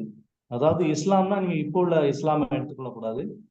அந்த இஸ்லாம் மதம் எப்ப ஆரம்பிச்சதோ அப்போ உள்ள அந்த கண்ணோட்டத்தின்படி நீங்க குரானை படிச்சு பார்த்தீங்கன்னா, நீங்க ஆக்கிரமிப்பு செஞ்சு மற்ற நாடுகளை கைப்பற்றி அந்த நாடுகள்ல நம்முடைய இஸ்லாம் மதத்தை பரப்புங்க அப்படின்னு சொல்லி குரான்ல வந்து சொல்லியிருக்கு. அது மட்டும் இல்ல, நீங்க மற்ற நாடுகளை வந்து ஆக்கிரமிச்சு படையெடுத்து செல்லும் போது அந்த நாட்டுல உள்ள அழகான பெண்கள் எல்லாம் நீங்க அபகரிச்சுட்டு வாங்க, அவங்களை திருமணம் செஞ்சு அவங்க மூலமா நீங்க குழந்தைகளை பெற்றுக்கொள்ளும் போது அழகான குழந்தைகள் பிறப்பாங்க. அதனால அழகான குழந்தைகள் பிறக்கும் போது இஸ்லாம் வந்து ஒரு அழகான மதமாக காட்சியளிக்கும்னு சொல்லி குரான்லயே ஒரு வசனம் இருக்கு. அதனால வந்து அந்த ஒரிஜினல் முஸ்லீம், அதாவது பழைய காலத்துல உள்ள அந்த மதம் ஆரம்பிக்கும் போது உள்ள ஒரிஜினல் முஸ்லீம்லாம் வந்து பார்க்கறதுக்கு கொடூரமான தோற்றமுடைய நபர்கள் தான். ஆக்கிரமிப்பால மற்ற நாடுகளை கைப்பற்றினது மூலமா, பெண்களை அபகரிச்சது மூலமா, அவங்க மூலமா சந்ததியை பெருக்கிறதுனாலதான் அந்த இஸ்லாம் மதம் வந்து அழகானதா தெரியுது. ஆனா வந்து அந்த மதமும் அழகானது கிடையாது, அந்த மதத்தை கடைபிடிக்கக்கூடிய நபர்களும் அழகானவர்கள் கிடையாது. அது வந்து வெளிப்புற தோற்றத்துல அழகா தெரியலாம், ஆனா அவர்களுடைய புத்தி, அகங்காரம், மனசு, இது எல்லாமே கொடூரமான ரசத்தால் ஆனது. சுபாவம் உடைய குரான்ல உள்ள வசனப்படி பார்க்கும்போது இஸ்லாமியர்கள் அழகில்லாதவங்களா தான் இருந்தாங்க. ஆக்கிரமிப்பால பல நாடுகளை கைப்பற்றியதுனால அந்த நபர்கள் வந்து அழகா மாறிட்டாங்க. அந்த மதமும் அழகானதும் கிடையாது, அந்த மத கொள்கையும் பூர்ணமானது கிடையாது, செயற்கையாக மாற்றி அமைக்கப்பட்ட ஒன்று. நன்றி பிரபு. நான் ரொம்ப நாள் அதை யோசிச்சுட்டே இருப்பேன். இன்னைக்கு அதுக்கு அருமையான விளக்கம் கிடைச்சது பிரபு. ஹரே கிருஷ்ணா. நன்றி. குரான் வசனத்துல இருந்து நீங்க அதை புரிஞ்சுக்கலாம். மற்ற நாடுகளை ஆக்கிரமியுங்கள், அங்கு சென்று இஸ்லாமை பரப்புங்கள், அந்த நாட்டில் உள்ள பெண்களை அபகரியுங்கள், அவர்கள் மூலமாக சந்ததியை அபிவிருத்தி செய்யுங்கள், இதன் மூலமாக அழகான குழந்தைகள், அழகான பெண்களை அபகரிச்சுட்டு வந்து அவங்க மூலமா குழந்தைகள் பெற்றுக்கொள்ளும் போது அழகான குழந்தைகள் பிறக்கும். அதனால இஸ்லாம் வந்து அழகானதுன்னு வெளி தோற்றத்துக்கு தெரிய வரும். வெளி உலகத்துக்கு மக்கள் வந்து அந்த இஸ்லாமை ஏற்றுக்கொள்ளக்கூடிய அளவுக்கு வருவாங்க. அழகான முஸ்லிம்கள் எவ்வளவு அழகா இருக்காங்க, அந்த மதமும் அழகானது தானே நாம நினைக்கிறோம். ஆனா அது அழகான மதம்லாம் கிடையாது, நிர்விசேஷம், போலியான மத கொள்கை. கடவுள்கிட்ட அது கண்டிப்பா அவங்களை அழைத்து செல்லாது. இஸ்லாம் படி பெண்களுக்கே ஆத்மா கிடையாது, கிறிஸ்தவ மதப்படி மிருகங்களுக்கு ஆத்மா கிடையாது, இஸ்லாம் படி பெண்களுக்கே ஆத்மா கிடையாது. பெண்கள் வந்து ஒரு வஸ்து தான், ஒரு பொருள் தான். நம்ம ஏன்னா இதுல கூட கிறிஸ்தவர்கள் வந்து மிருகங்களை நல்லா கொண்டு சாப்பிடணும்னு விருப்பப்படுறாங்க. அதனால வந்து மிருகங்களை கொண்டு சாப்பிட்டா அடுத்த பிறவியில நம்ம மிருகமா பிறக்கணுமே. சோ அதனால வந்து அடுத்த பிறவிங்கிற கொள்கையையும் அங்க மறைச்சிட்டு தான் ஆத்மா மிருகங்களும் ஒரு ஜீவன், உயிர் பொருள் தான். அவன் கர்மவசப்பட்டு இன்னைக்கு மிருகத்தோட சரீரத்துல இருக்கிறான், அவனும் எதிர்காலத்துல பரிணாம வளர்ச்சிப்படி அவன் வந்து மனித உடலுக்கு வருவான் அப்படிங்கிறத மறைச்சு அந்த மிருகங்களை சாப்பிடுறத அந்த மதம் வந்து ஊக்குவிக்கும். அதே மாதிரி பெண்களை வேட்டையாடணும்னு நினைக்கக்கூடிய அந்த போலி மதமான அவங்க வந்து பெண்களுக்கே ஆத்மா இல்லைன்னு சொல்லும் போது அவங்க வந்து மொத்த மனித சமுதாயத்தோட அமைதியையும் சீர்குலைக்கக்கூடிய ஒரு மத வெறியர்களா, தீவிரவாதிகளா வந்து உருமாற்றம் அடைஞ்சிருக்காங்க. மொத்த உலகமே இன்னைக்கு வந்து இவர்களை நினைச்சு வந்து பயப்படுறாங்க. கண்டிப்பா பிரபு, காட்டு மிராண்டி. யாரும் இதை பத்தி பேசுறதுக்கே விருப்பப்படல. ஆனா நம்ம அவங்களுக்கு ரொம்ப சப்போர்ட் பண்றாங்களே பிரபு, அதுதான் ரொம்ப கஷ்டமா இருக்கு. என்ன இஸ்லாம்ஸ்க்கு வந்து நிறைய சப்போர்ட் பண்றவங்க வந்து நிறைய இருக்காங்களே, அவங்க எவ்வளவு நல்லவங்களா இருக்காங்க. எங்க அப்பாவே சொல்லுவாரு, திண்டுக்கல்ல இருக்காரு அவரு, முஸ்லிம்ஸ் எல்லாம் ரொம்ப நல்லவங்கம்மா, நான் வந்து லிஃப்ட் எல்லாம் கேட்டேன், அவருக்கு ஏஜ் ஆயிடுச்சு, பேங்க்குக்கு அங்க எங்க போனா லிஃப்ட் கேட்டா அவங்கதாம்மா எனக்கு கொடுக்குறாங்க அப்படின்னு சொல்லுவாரு. நான் சொல்லுவேன், நீங்க இந்த சூதானமா போங்கப்பா, போயிட்டு உங்ககிட்ட பாக்கெட்ல ஏதாச்சும் பிட் பாக்கெட் ஏதாச்சும் அவங்க அடிக்கிறாம கொஞ்சம் சூதானமாவே இருங்க அப்படின்னு சொல்லுவேன். நம்ம மக்களே அவங்களுக்கு வந்து சப்போர்ட் பண்ணிதான் பிரபு பேசுறாங்க. அது எந்த அளவுக்குன்னு தெரியல பிரபு. பகவான் என்ன, அதாவது அவங்க சிறுபான்மையா இருக்கிற வரைக்கும் அமைதியா இருப்பாங்க, பெரும்பான்மையா வரும்போது ஒரே போட்டுல நம்மள வந்து கொன்று விடுவாங்க. கரெக்ட். என்னோட பிரதர்லாம் ரொம்ப வந்து அவன்லாம் முஸ்லீம் கடையில கூட போய் வாங்க மாட்டான் பிரபு. வீட்டுக்கு அடுத்தாப்புலயே ஒரு கடை இருந்தா அங்க போய் கூட ஜாமான் எதுவும் வாங்க மாட்டான். ஒரு கூட ஒரு 10 கடை தள்ளி ஹிந்து கடையோ வேற யாராச்சும் இருந்தாலும் அங்கதான் வாங்குவான். என்னையே அவன் சொல்லுவான், அவங்க வந்து நீங்க சொன்ன மாதிரி தான் சொல்லுவான் பிரபு, அவங்க வந்து இதா இருக்கிற வரைக்கும் இருப்பாங்க, அவங்க மெஜாரிட்டி ஆயிட்டாங்கன்னா நம்ம நிலைமையெல்லாம் வந்து முடியாது வந்து சொல்ல ஆரம்பிச்சிருவாங்க. ஹரே கிருஷ்ணா. அதாவது நம்ம இந்துக்கள் பெரும்பான்மையா இருக்கிற வரைக்கும் தான் இது வந்து மதச்சார்பற்ற நாடு. முஸ்லிம்கள் பெரும்பான்மை ஆயிட்டாங்கன்னா இந்த நாட்டுல வந்து மதச்சார்பற்ற நாடு கிடையாது, ஷரியத் சட்டம் வந்து அமலுக்கு வரும், இந்த நாடு முகமதிய நாடாக வந்து மாறும், நம்ம எல்லாருமே கொல்லப்படுவோம், அல்லது நமக்குன்னு ஒரு விசேஷமான வரியை விதிச்சு ஜசியான ஒரு வரி இருந்தது, அதை வந்து அவுரங்கசீப் வந்து கொண்டு வந்தோம். அதாவது இஸ்லாமியர்கள் அல்லாதவர்கள் வரி கட்டணும் வாழ்றதுக்கே அந்த நாட்டுல, ஜசியான்னு சொல்லி ஒரு வரி. ஏதாவது ஒரு வகையில இந்துக்களை வந்து நசுக்கிக்கிட்டே இருப்பாங்க. அதுதான் வந்து இஸ்லாமியர்களோட வக்கரமான புத்தி. யாரோடையும் அவங்க சமத்துவமா வாழ மாட்டாங்க, அமைதியா வாழ மாட்டாங்க. போலி மதம், போலியான கொள்கை, ஏமாற்று மதம், நரகத்துக்கு தான் போகணும் இந்த மதத்தை கடைபிடிக்கக்கூடிய நபர். வேற ஏதாவது கேள்வி, சந்தேகம்?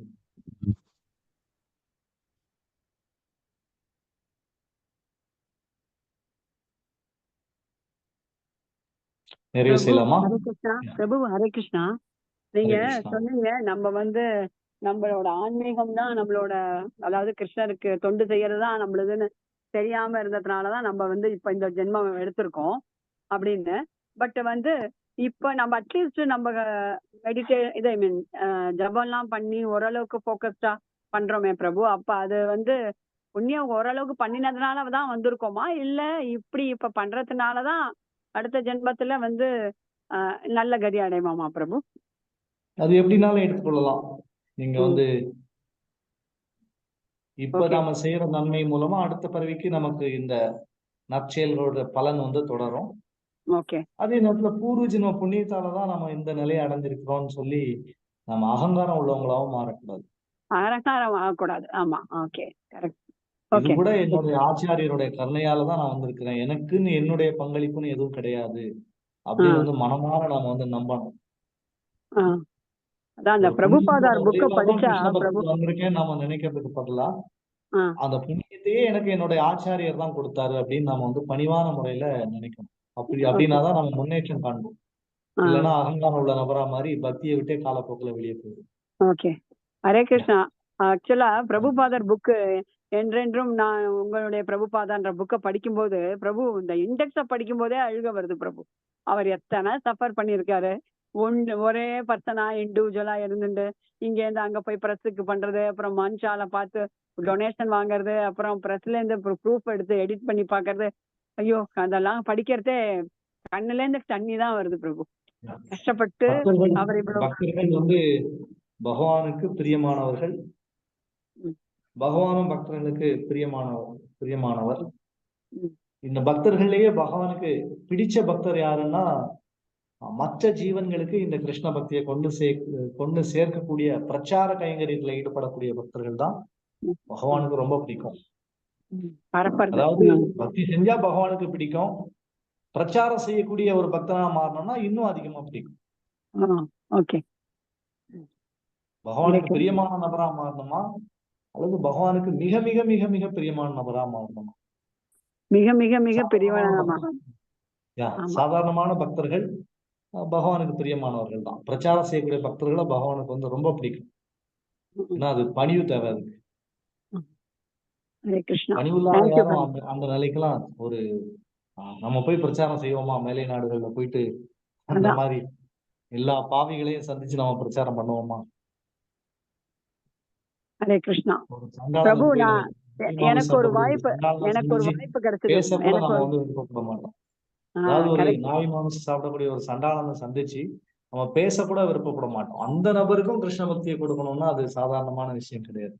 பணிவின் உச்சமாக இருக்கக்கூடிய மற்ற ஜீவன்கள் மேல நட்புறவு பாராட்டக்கூடிய ஒரு நபரா இருந்தா மட்டும்தான் அது சாத்தியம். நம்ம படிக்கிறோம்ல பகவத்கீதையில, சீதோஷ்ண சுகதுக்கத ஆகமா பாயுனோ, இந்த மாதிரி மான அவமானம், அதாவது சீதோஷ்ணத்தை பொருட்படுத்தாம, மான அவமானத்தை பொருட்படுத்தாம, குளிர் வெப்பத்தை வந்து பொருட்படுத்தாம, ஏற்றத்தாழ்வு இல்லாம, நினைக்காம, அதே நேரத்துல வந்து யாரு மேலேயும் துவேஷம் காட்டாம, யாரு மேலேயும் இச்சையுடைய நபரா இருக்காம, அதாவது வெறுப்புக்கு அப்பாற்பட்டு எல்லா ஜீவன்கிட்டையும் நட்புறவு பாராட்டக்கூடிய நிலை வந்து நாம அடையணும். அது பக்தனாலதான் ரொம்ப ஈஸியா அடைய முடியும். ஒரு யோகி வந்து அடுத்த நபர்கள் மேலெல்லாம் பிரியமான நபரா இருக்கணுங்கிறதுலாம் கட்டாயம் கிடையாது. அவர் தனிமையில தான் இருக்கிறார், அவர் தனிமையில தான் வாழவும் போறாரு. ஆனா பக்தன் அப்படி கிடையாது. கூட்டமா தான் வாழணும், கூட்டமா வாழ்ந்தே ஆகணும், அடுத்த நபர்கள் கிட்ட நட்பு பாராட்டி ஆகணும். அதுதான் பக்தர்களோட வாழ்க்கை. யோக வாழ்க்கைங்கிறது தனிமையில செய்யலாம், ஆனா பக்தி வாழ்க்கைங்கிறது கூட்டமா தான் செய்யணும். கூட்டமா வாழ்றதுங்கிறது கொஞ்சம் சிரமம்தான்.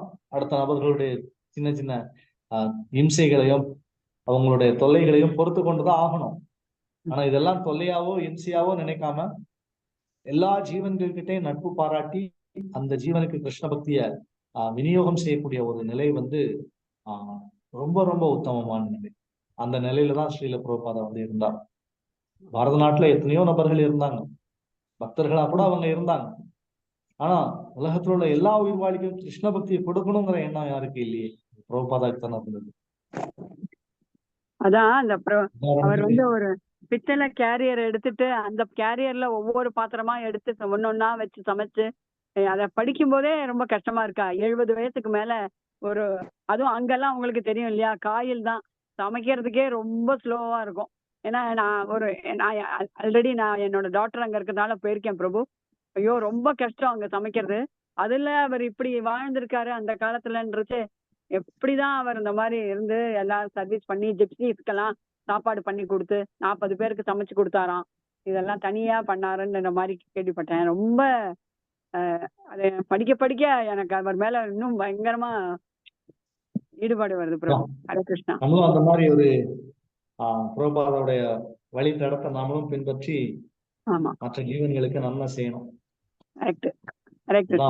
கிருஷ்ணருக்கு பிரியமான நபரா மாறுறதுக்கு வாய்ப்பு. ஹரே கிருஷ்ணா. நீங்க எல்லாரும் எங்களுக்காக ஆசீர்வாதம் பண்ணுங்க பிரபு. ஹரே கிருஷ்ணா. ஹரே கிருஷ்ணா. தேங்க்யூ பிரபு. நிறைய செய்யலாமா? வாஞ்சா கல்ப தருப்யஸ்ச கிருபா சிந்துப்ய ஏவச்ச பதிதானாம் பாவனேப்யோ வைஷ்ணவேப்யோ நமோ நமஹ.